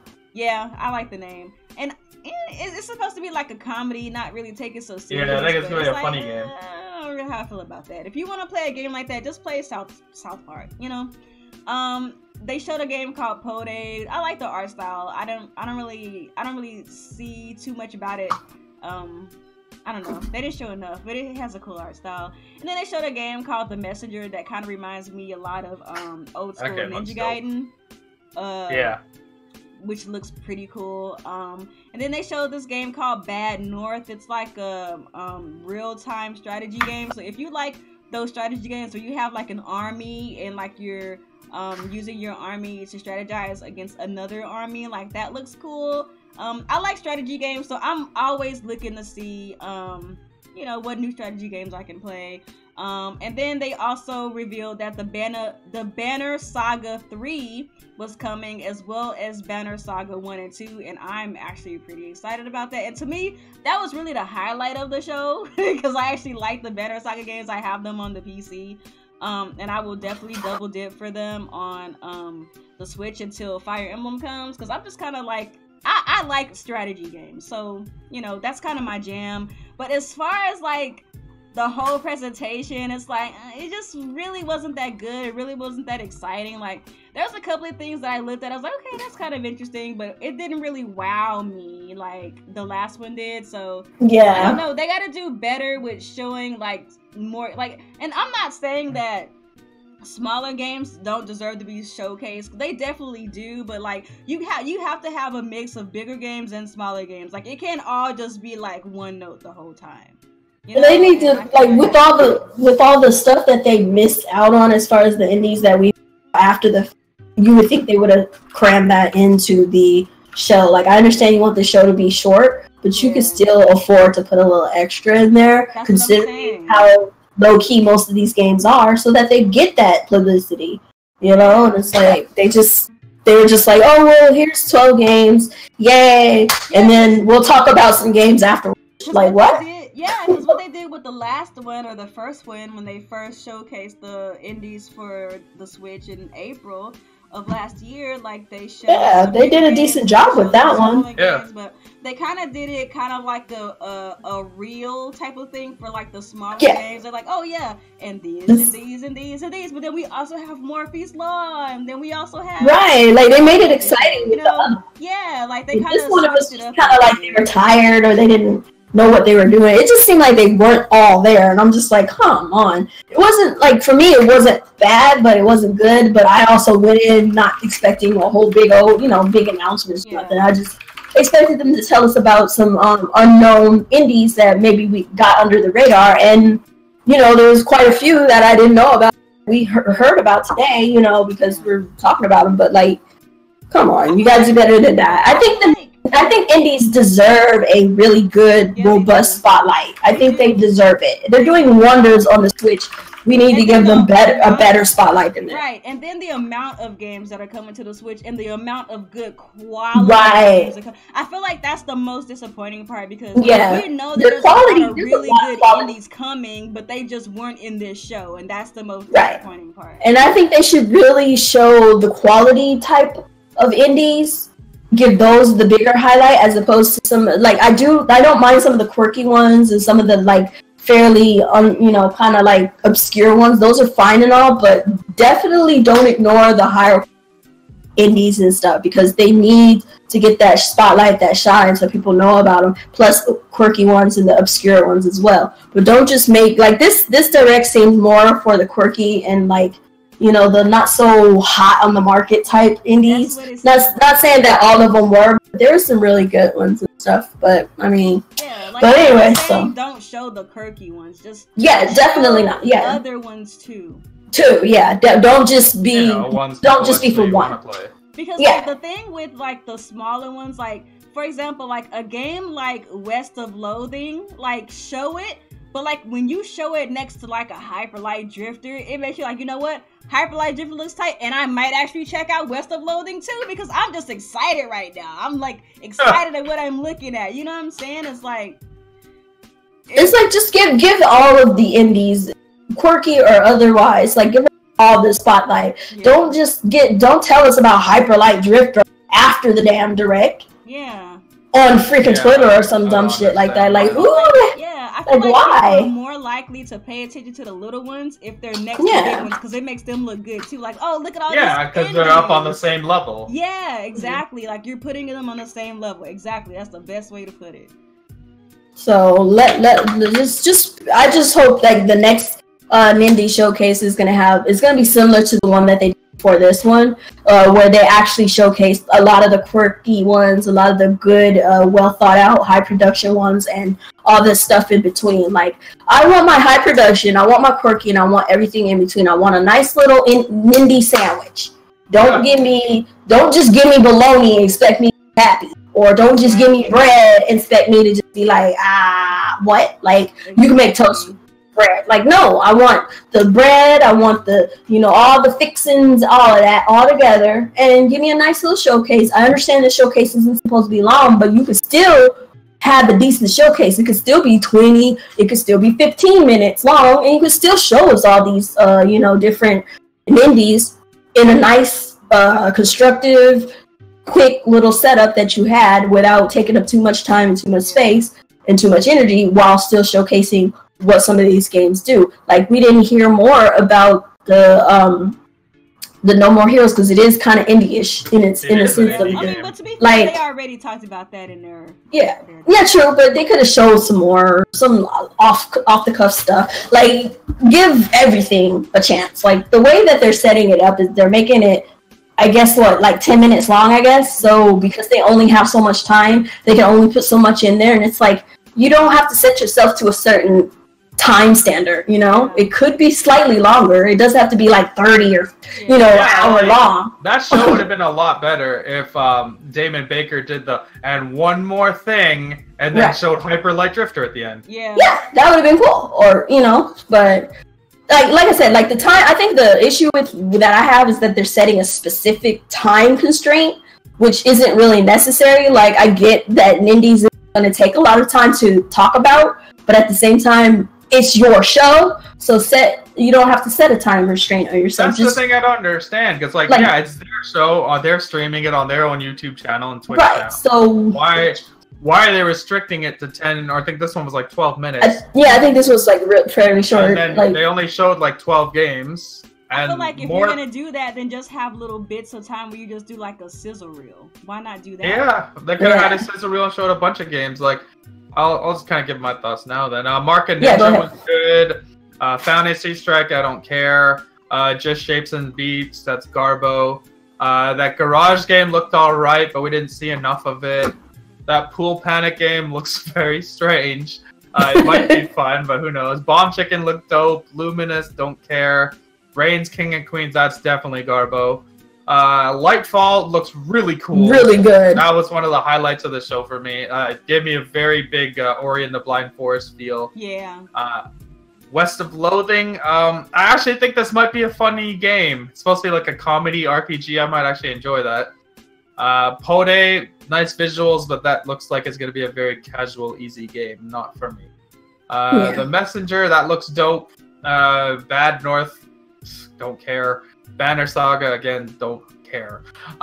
So a lot of the shit I didn't care for is kind of boring show. There's a few good games, standout games, but then like that 9 Monkeys of Shaolin, that game looks really cool. Why didn't they show that? I've never even seen this game before. Yeah, right. This game is better than almost anything they showed on the show. It really is. I don't understand that. Shadowbug, that's a good game. It's a smaller title. Why didn't they show this? This comes out soon. It actually comes out this month. Right. So it comes out in 9 days. That's crazy. And they didn't show it. And like nobody knew this was coming to the Switch. I don't understand that. Hyper Light Drifter. This is a high-profile indie game. They don't put it on their Indie Showcase show. They decide to tweet instead. Like, I don't understand that. That doesn't make any sense. And that Grid game, I was watching the gameplay while you were talking. That game looks pretty cool. I've never heard of this game. Yeah. That's coming later this year. Why didn't they show that? That's the thing I don't understand. Your Indie Showcase is to showcase indies. It's Why aren't you literally in the name. So, like, you could double the length of the show. I don't think people are going to care if your show is 24 minutes long. Yeah. Like, we want to see what games are coming to the Switch. Yeah. And we don't want to see these caliber games interfering with E3 shows because we want to see the big title games at that time. So these shows are supposed to be for these caliber games. Yeah. I love indie games, but I don't want them to take away from the big AAA games at the larger shows. I like that Nintendo does this. They give indies a time to shine on their own. I think that's really cool. And I think it's smart. They absolutely deserve it. But then they do stuff like this where they're showing some Garbo games, and then Hyper Light Drifter, which is a major indie game, gets the cold shoulder. Yeah. I don't understand that. And then we have like Hollow Knight. We saw it in the last Indie Direct thing, and we haven't heard anything since. Yeah. So I don't know. There's a lot of those games in the first one. Not having repeats because I mean they've already showed that those games are coming. I guess, but I like, don't understand why they're not showing like some of these other things like we mentioned before, like Yeah, like you can still have the other ones that were in the show. And all that. Like, I don't care about repeats, like, that's whatever, like, I've already known that they're coming, but, like, show other stuff, too, because we know y'all got a ton of indies coming. Exactly, like, we know they're on the way, just to like, show us. The Nintendo Switch is thriving right now because of indies. Because of indies, yeah. Indies and Nintendo first-party games, so I would be... You know what, to be honest, I think that because the Nintendo Switch gets so many indies, I would be happy if they did... Nindies Showcases almost as often as they do the regular Nintendo Direct. Yeah, they should do a Nintendo Direct, then an Indie Direct the week after every time. Why not? Yeah. Like, there's so many indie games coming, so many great ones. Why not? The last thing I want to do is buy an indie game on PC and then find out next month it's coming to the Switch. Yeah. Because that's just annoying. And like the Switch is the best place to get indies. So like, I don't know, Nintendo really missed the ball with this Direct. It's one of the few. Kind of the few mess ups they've had since the Switch's launch. This is one of the very few ones. It's not a huge deal, but like, hopefully next time they make the show longer and put these high profile games in there as well. Because like, if they had this Hyper Light game and that 9 Monkey game and Grid and Shantae, which came out the same week of the Direct, they didn't even talk about it. If you had all of those combined with what they did show, that show would have been way better. Yeah. One thing that I will say as a positive, though, so that I'm just not sounding like I'm just crapping on the show as a whole, I've been waiting for strategy games. And I'm finally getting them, and I'm pretty excited. Like, I'm excited. Like, Banner Saga, so excited. Luminous, I'm excited. Like, War Groove is coming too at some point. I'm excited. Bad North, like, that looks great. So that's the War Groove is like what's that Nintendo game? It's kind of like Advance Wars. Oh, I see that. So I'm excited that I'm getting some strategy games to play in bed. Cause like there's these strategy games on Steam that I play a lot, like freaking Duelist and freaking Atlas Reactor, and it's like, dang, I want to play this in my bed. These guys, War Groove wants to be the starter. Until Fire Emblem comes, of course. But I just want some strategy games to play in my bed, so I'm excited. Yeah. So Wargroove wants to be the strategy, the Stardew Valley. But let me be strategy clear, because I know there's some people in the chat saying, well, it's a stretch too far to say that they're garbage. I'm not going to say that they're garbage, but I'm going to say that I wish that they would have shown more. That's what I'm saying. Not saying don't show these, because the smaller games deserve to be showcased too, but just show more. That's all I thought. Maybe I wasn't clear. I didn't say don't show these games. Right. They also show the other ones. Yeah. Yeah. Because those ones they showed were don't limit your show. Just don't cut smaller. the show down to 10 minutes and keep out the good games. Like it doesn't make any sense. Like don't limit yourself. Make the show as long as you showcase everything that you feel is going to benefit the indie gamers, the indie developers. Like if they get some games on Switch are awesome. It'd be nice to know if these higher profile ones are coming to the Switch as well. Yeah, true. Right. Because half the time, like we said, like with some of the games we're talking about today that were going to be coming out soon or already have been and all that stuff. Like you got to let us know when stuff is coming. When it comes to indie games, there's definitely different tiers of quality. That's true. And it's very noticeable. So you have to give all of those different tiers of indies a spotlight. True. Just as a heads up, we do have questions going, so go ahead. I posted links to Discord. Go ahead into Discord. Go to the section where it says questions and post your questions if you have any. Thank you. Go ahead, Nia. Sorry, I didn't mean to cut you off. No, it's fine. I was done. I was just clarifying because people in my chat were saying like not all of them are garbage, and that's not what I'm saying. It's just if it doesn't appeal to me, it just doesn't appeal to me. But I just wish they would have shown a little bit more. That's all I was saying. And it's not even like they didn't have more to show. You know what I mean? Like they had more stuff to show, and they purposely didn't, which makes no sense. Yeah. That's why the show was overall not good. The show actually became worse once they started tweeting out those other games. That's kind of how I feel too. Because it's like this could have been at the show. These should have been on the show. Because before they even started doing any of that, I was decent. Sorry, I showed more. Then they started tweeting out more stuff, and I'm like, that's what they could have showed. Yeah, like I just don't get it. What was the reasoning behind doing that? Yeah. Like more people watch their direct stuff than follow them on Twitter. Mm-hmm. Yeah, so like you would have gotten a bigger audience. It's kind of just seems kind of like counterproductive too. It's we made a show, but we're gonna just tweet anyway. What? We're gonna make a separate show just for indie games and showcase the ones that are coming out soon. And yet, one that comes out next week, not in the show. One that comes out the same week, not in the show. One that comes out in a couple months, not in the show. Right? Like, what? Like they showcased a lot of stuff that's coming soon, but wasn't coming anytime current. But then you ignore the ones that are coming soon that people need eyes on. But I feel like a lot of Nintendo fans have the same feeling about this show, because I saw a lot of people are kind of like tweeting at Nintendo they weren't too happy with this show. So hopefully they got the message to add more to the next one.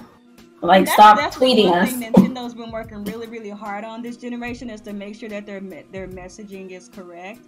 And I feel like considering how the last Direct goes, I think they're listening for the most part on how that they're messaging. Yeah, because the last Direct was excellent. Yeah. It's just this one was kind of a miss.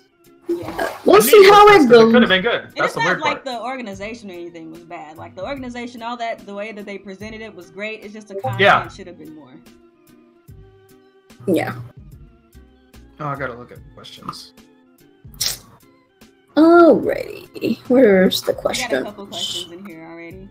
Guys, if you want your questions answered on the show, make sure you please go to our Discord and the questions tab. That's where we get all of our questions. We will not be answering questions if you ask them in the chat because it's too hard to follow. So make sure you please go to the Discord link and put in your questions. Is it in your stream already? Yeah. That is not a question I'm asking, Seth, or answering. Is Coupon single? If yes, that's like white boys. Oh my god. What is Somebody is trying to get at my girl right now. That is unfortunate. I don't have anything against y'all have to try harder. is all I would say. I have nothing against you, but I just figure y'all would need to have to try hard. What she's really saying is wear more do-rags. Oh no. Nah. I'm sorry, I just prefer my strong black man. That's all. There's nothing wrong with that. It's just Coupon likes chocolate milk. Well, I like chocolate. I like chocolate, but I don't have nothing against white chocolate either. White chocolate is a yummy treat. I guess I'm cool because I like everybody. I mean, just that's cool. Do you? Ain't nobody judging. Black men, Asian men, Arabic men. I don't care. If you fine, you fine. Okay. I didn't say I don't like them. I just prefer my chocolate brothers first before the rest. I know. I like Asian chicks. That's all. But if y'all come through, hey, I am not gonna stop you. Basically, what she's saying is, if you got a Luigi lunchbox, oh no, no, she did not bring Luigi. No. Poor Luigi. Luigi's getting all sexualized. Like, this man is just trying to live his life and play games of tennis. You feel me? I know. Random black gamer. I need that thug. That thug loving. Somebody watched too much. So first question here. You want to go with Mohammed's one, I guess? Yeah, just go ahead and read it. I gotta get to the. Phil Spencer has expressed interest in seeing Banjo in Smash. Do you think it's possible we might see any Xbox or PlayStation first-party characters in the game? I love the reporter speech. It's so funny. I mean, we might see Crash in Smash. So Crash and Smash. I mean, let's be real here. Crash is trash, but put him in Smash. The reason I feel this because it seems kind of odd that we have Crash Bandicoot on Switch on a Nintendo console at the same time. There's a new freaking Smash coming out. He's gonna be in Smash, you guys. So Crash is gonna be in Smash. Banjo-Kazooie? I don't think so. I don't know. I would love Banjo to be in it. That'd be awesome. I don't know. It just and Banjo came to Smash. That would be every nostalgic gamer's wet dream. You have especially give us the rare replay. Yeah, you have Mega Man, Pac-Man. Like, it would just be nostalgic. Give us rare replay on Switch since it didn't do too hot on Xbox. Give us that. We would appreciate it way more. I think Rare Replay would sell more on Switch in 1 week than the entirety of it being on Xbox. That's true. Oh yeah, definitely, because it didn't do too hot. Just that re-release it on Switch. Nintendo fans, that's not for Xbox fans. I mean, that's just a fact. That's just a fact. I knew it wasn't going to do too hot when it was announced. I was like, oh well. Well, that's unfortunate. At least they tried. They tried. They tried more with that than they did with Sea of Thieves. Bang bang. Alright, T2. What's your number one favorite moment from yesterday's Nindies Showcase Spring 2018? Banner Saga 3. For me. Mine was when it ended. Damn. Just joking. Damn. Calm down. Mine was Mark of the Ninja Remastered. I actually liked Lightfall. That was for me. Yeah, that was cool too. Lightfall. Oh yeah. That looks good. It does. Yeah. Lightfall and the Zelda chicken. So bomb chicken. I don't know, man. Bomb chicken was kind of. I'm sorry. Don't even sit there and play like that. You know you that bomb. That shit's gonna be hilarious. It's gonna be awesome. Maybe. I really wish they would. It could be fun, probably. I really wish they would bring Guacamelee over. Oh my goodness! Don't even. I'm pretty sure they are. They announced Guacamelee too, right? I know, but it's for PS4 only. It's coming over. It's probably gonna be time. But I want the first one too.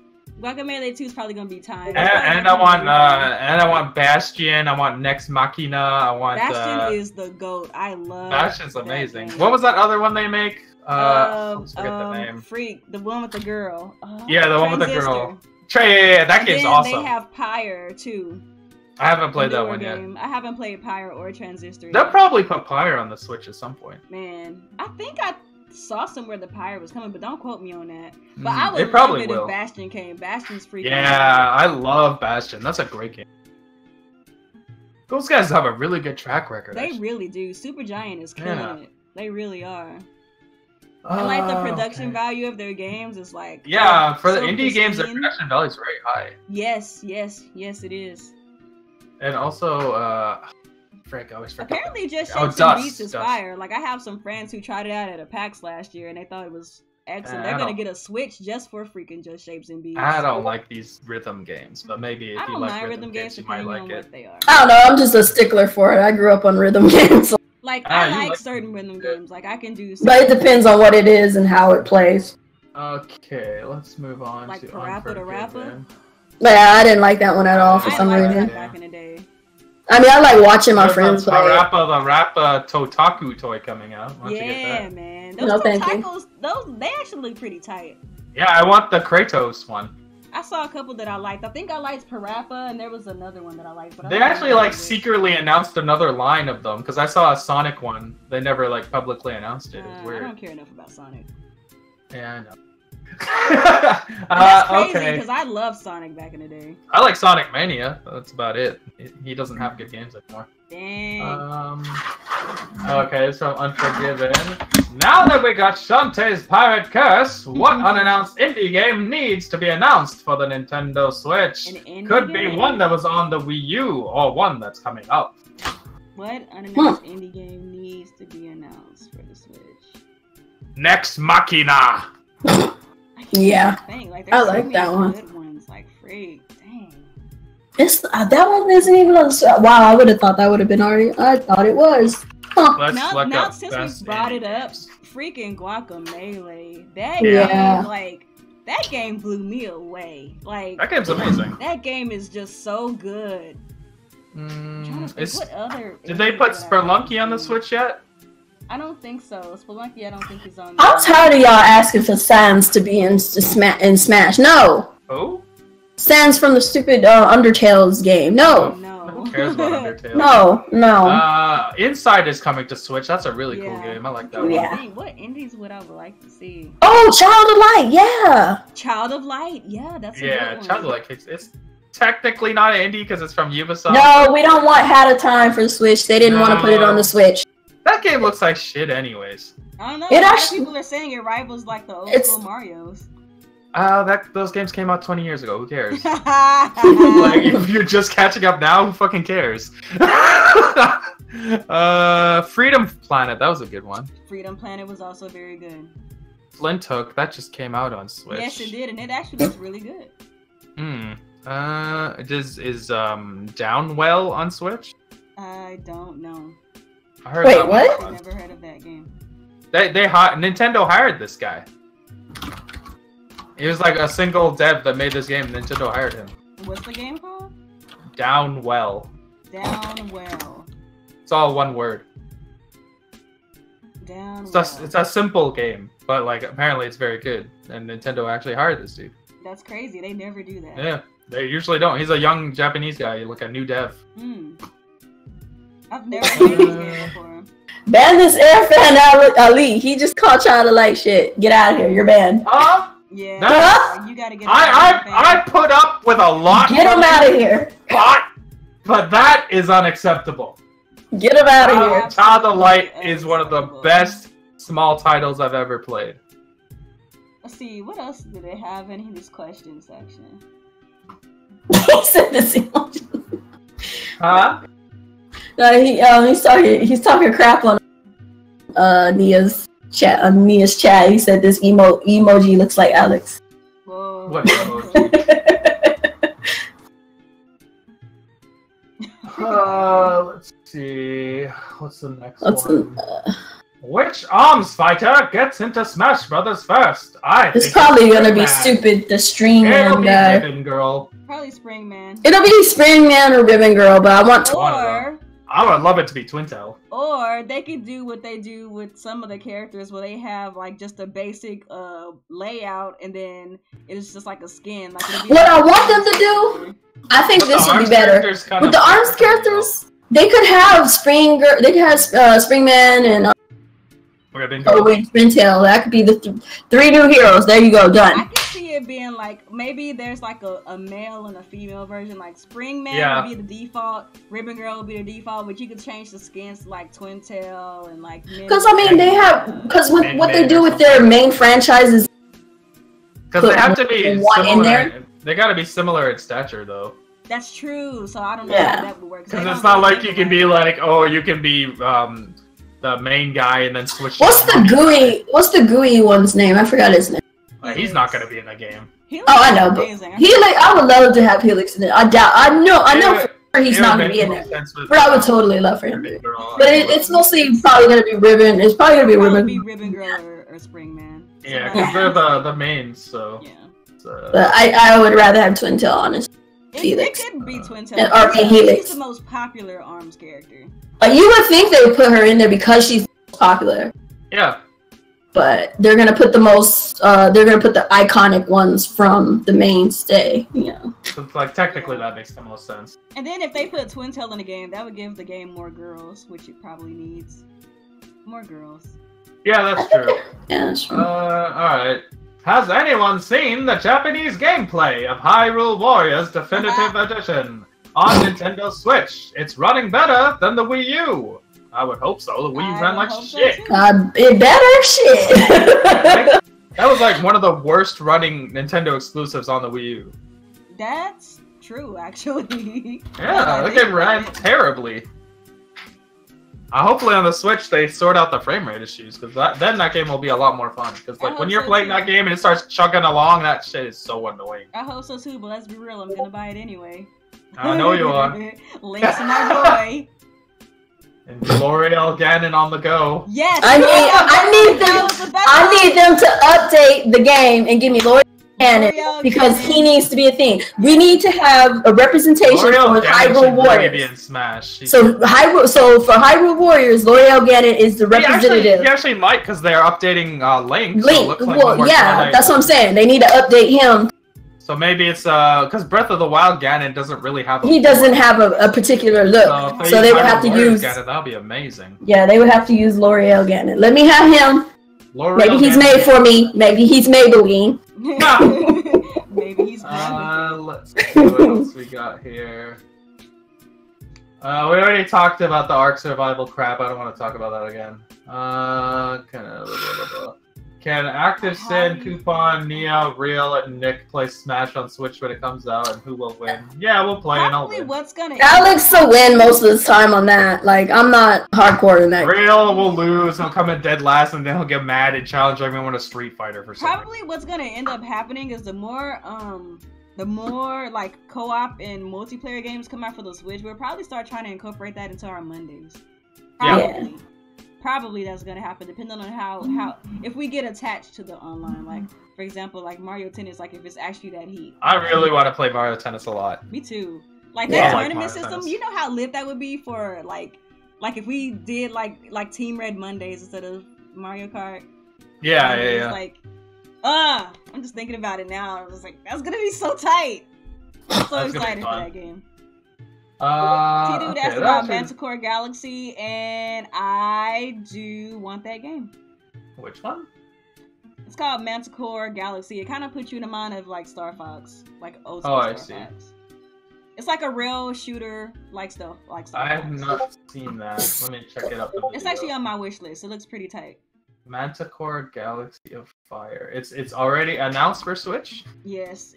It's in the now coming or whatever. Ah, I see. Let's watch a video.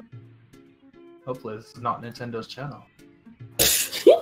So, question from Nell. How hopeful do we have to be to see Pokemon release this year? It's coming this year.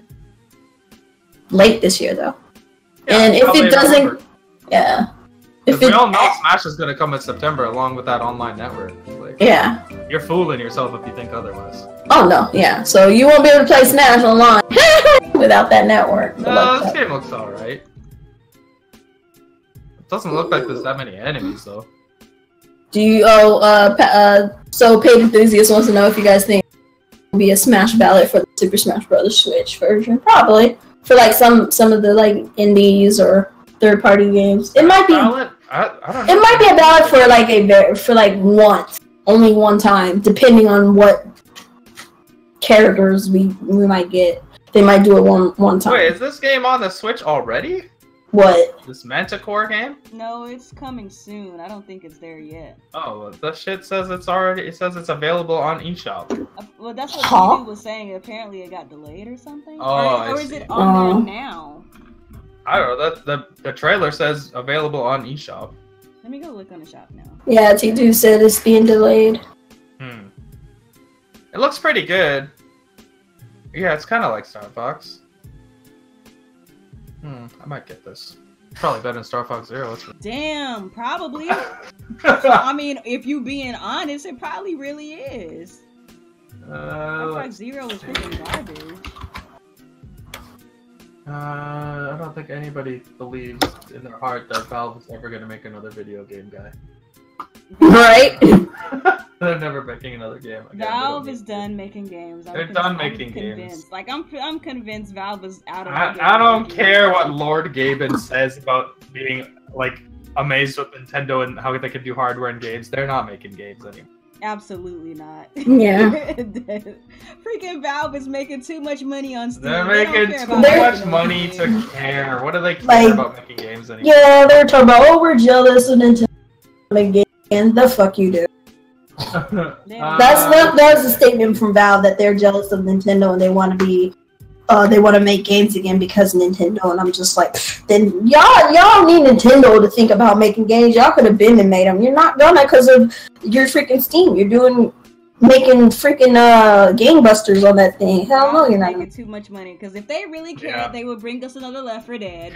If they cared, they would have made these games by now. You know, we would have had games. They're making money and letting random people make games for them and put on their little platforms. So I'll put it to you. Let me put it to you this way. Oh boy, they care as much about making games as Microsoft does. Oh no! Send all of your mail to ActiveZen Games. Okay, Mohammed says, going back to the flaming Chibi Robo pic that was tweeted before the Direct Mini, do you think some of the third-party developers were in on that joke and that Smash 5 was coming this year? Does this all hint at what characters you can expect? Do you remember how like Doom and all those guys jumped in on that tweet? No, I don't think it had anything to do with Smash Bros. I think they were just having fun. Yeah. Yeah, they were probably just showing like, hey, we're gonna be featured in the Direct too, so y'all should probably keep an eye out. You know, kind of like that. Right. Yeah. But hey, it would be interesting. Doom guy in Smash. I would. At this point, with the consideration that third parties are now in Smash and stuff, we might have Doom guy, and we also might have freaking Soul, freaking what is it? Dark Souls guy. The Dark Soul dude, yeah, that guy. Amiibo, like he could be in Smash. Yeah, he might be in Smash. I'm so mad that Dark Souls guy gets an amiibo, but I don't have a Doom amiibo. Yeah, that's kind of messed up, right? But there's no Doom amiibo. There's no Skyrim amiibo. There's like all these. That would probably be a decision that Bethesda would have to make because I'm pretty sure From Software was like, "Hey, can we make an amiibo?" And Nintendo was like, "Yeah." Alright, guy. Guy. Shovel Knight. Shovel Knight's the only one currently with an amiibo out that's not from Nintendo. Yeah, that's true. And they got 4 now. Yeah. Why does Alex think he can beat me in Mario Tennis Aces? Because I can. Oh, damn. There we go. What kind of question is that? T-Dude says, which of the Nintendo Divas are the prettiest in Mario Tennis Aces for the Nintendo Switch? Peach, Daisy, or Rosalina? Rosalinos! But you missed one, actually. Pauline, who should have been in the game. Is staying in the game, though. That's what I said. She should have been in the game. She definitely the one. She's the ultimate waifu. She's the ultimate waifu. She got her shit together. Out of those 3, the order is definitely Rosalina, then Peach, then that gutter hoe Daisy. Why do you treat Daisy like that so bad? Like what? Luigi found my girl, man. Hey, Daisy is just a tomboy princess. I don't know how many times I gotta tell you all this. Luigi found her turning tricks back in the alley when Mario asked him to go find a doubles partner from Mario Tennis. That is the backstory of Daisy. She ain't even in. Is she in tennis, Daisy? She's always in the tennis games. Yeah, but I didn't see That's where she debuted. Yeah, I don't know. Maybe I just missed her in the. I just missed her in the game. I guess she debuted as a doubles partner for Luigi. Of course Yeah, she I don't did. stop hating on my girl, man. Like Daisy, like I'm sorry, you got Peach over. You got Peach over here. Disrespect. Daisy gets disrespect. I'm just saying, you got Peach over here who Bowser trying to put a ring on, and she over here acting up. Like slap this heifer, okay? You got Rosalina who's running around in the galaxy, got her head in the galaxy, don't know what she want to do with her life. Like she's like high all the time or something. She's just high all the time. She's a freaking airhead. Love her to death. Surrounded by mushrooms 24/7. No, Rosalina's surrounded by stars. She starts running around with all this gas in her fucking head. Like, girl, calm down. We need Pauline though. We need Pauline for Mayor. Pauline. I think they should have put Pauline in the game. Really she should have been in the Pauline. Like she should have been. She blew up after Odyssey. After Odyssey, big time. They should put Pauline for Smash, by the way. But to be fair, we did get Chain Chomp, so all is well in the world. That's true. That's true. Be my main low key. Y'all like Chain Chomp is Chain Chomp in Mario Tennis is the funniest shit ever. It is really hilarious. It's like this freaking ball and chain rolling around on the freaking thing. And the funniest part is he doesn't even roll. Pretty much, he bounces. He like hops. So I think he bounces and hops or something. I love it personally. Will Nintendo sell us Series 2 Smash Amiibo? Probably.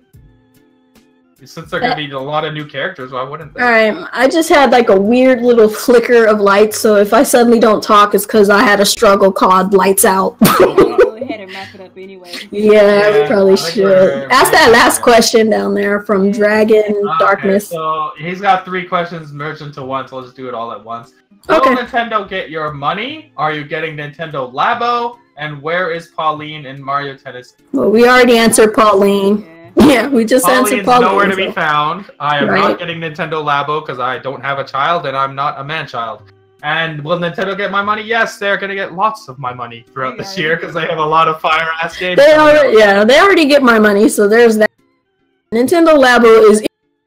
But I'm not too or cute about it. And Pauline in Mario Tennis has been sacrificed because she will be in Smash. Yeah. Man, Pauline in Smash would be crazy. That would be funny. Like for me, I'm not getting Labo. It's not for adults. I don't understand why people keep talking about Labo like it's for them. It's really not. It's literally for the children. Like I saw some people on Twitter talking about how like Sony announcing God of War for 420 is like a direct hit to Labo. It's like, y'all know they're not marketed at the 420. I'm getting my God of War. If you want to get Labo, that's cool. I'll have to block you. But I don't think. But they're not. Honestly, I don't think Labo's gonna get. They're not competition. It's not competition.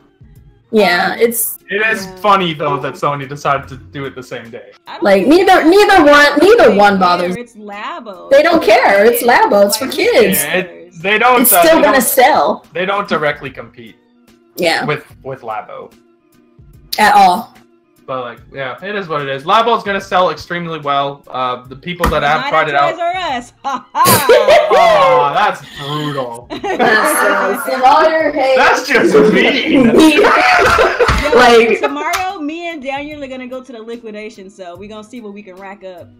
Oh, you might as well see if you get some amiibo. See, what you gotta do is you gotta go there now and hide shit. Oh man. And then when it goes on clearance, then you go back to your hiding space and get it all. True. If you can put it in a location where the bastard just put all your shit with the Xbox games. No one will find it. Pour one out for Jeffrey. Jeffrey tonight. Since tomorrow's the official liquidation. I'm gonna miss that giraffe guy. Tonight for the Jeffrey. For the homie. Poor Jeffrey, man. What's the emoji for pouring your liquor out? Do they have one? I don't think they have one. If you can find an emoji for pouring your liquor out on whatever respective chat you're using, do that now. Pour one out for Jeffrey, man. Poor Jeffrey. The homie gotta get one. He gotta get some respect before he can bounce up out of here.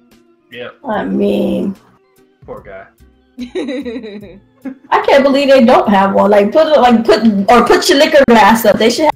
Yeah, put your liquor glass. Put your liquor glass up. I think they have a beer emoji. There's one beer emoji. There you go. Yeah, there you go. Beer emoji. Too good. R.I.P. R.I.P. Alright, so that is... All I know is I'll always be a Toys R Us kid. I know, right? I'm not. Oh, yeah. And I feel bad. I feel so bad for kids now growing up that won't be Toys R Us. They will never know. They will never know about that. Like, they will never know the joy of being a child and running into a store that is dedicated to selling to toys. Them. They will never know what that feels. They will never know that joy, and that is deeply saddening. Yes, it is. My child will never know that. Yeah. That's sad, man. Sad days. So sad. But with that being said, I just threw my liquor up in the chat, so I just did myself a favor, just did my thing. But we're gonna go ahead and end this this podcast, get ourselves up out of here and stuff. So I'm gonna give the floor to our illustrious dude with the hat, Alex. Go ahead and it's a great hat. Do your exit. What's going on, everyone? Active Sin here. This is another week of Team Red Talks Nintendo. We had a lot of good topics today, including Nintendo's Nindies Direct, which was okay, not great, but they have a lot of good shit coming to the Switch this year. Switch Gang gonna be killing it. 200 million units, according to some guy. We'll see if that's true.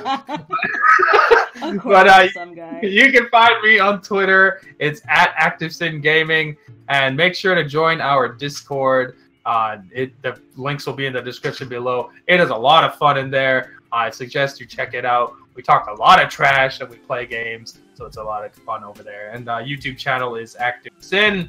And streaming, I do streaming on Mixer. It's mixer.com/ActiveSynGaming. Awesome. Go ahead, Mia.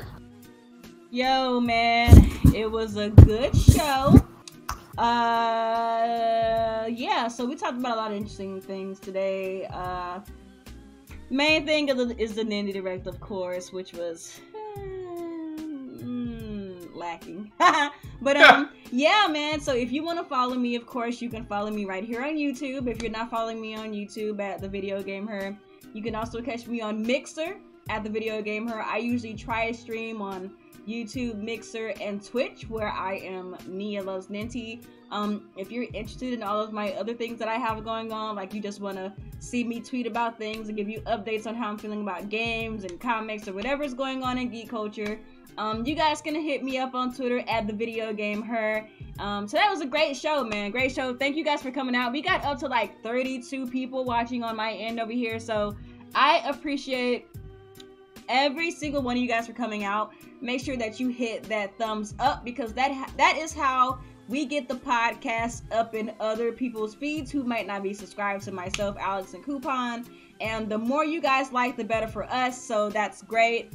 And yeah, make sure you share this whenever it becomes archived, and we will see you guys next week for Mario Kart Monday, as well as the next episode of Team Red Talks Nintendo. Woohoo! And my struggle butt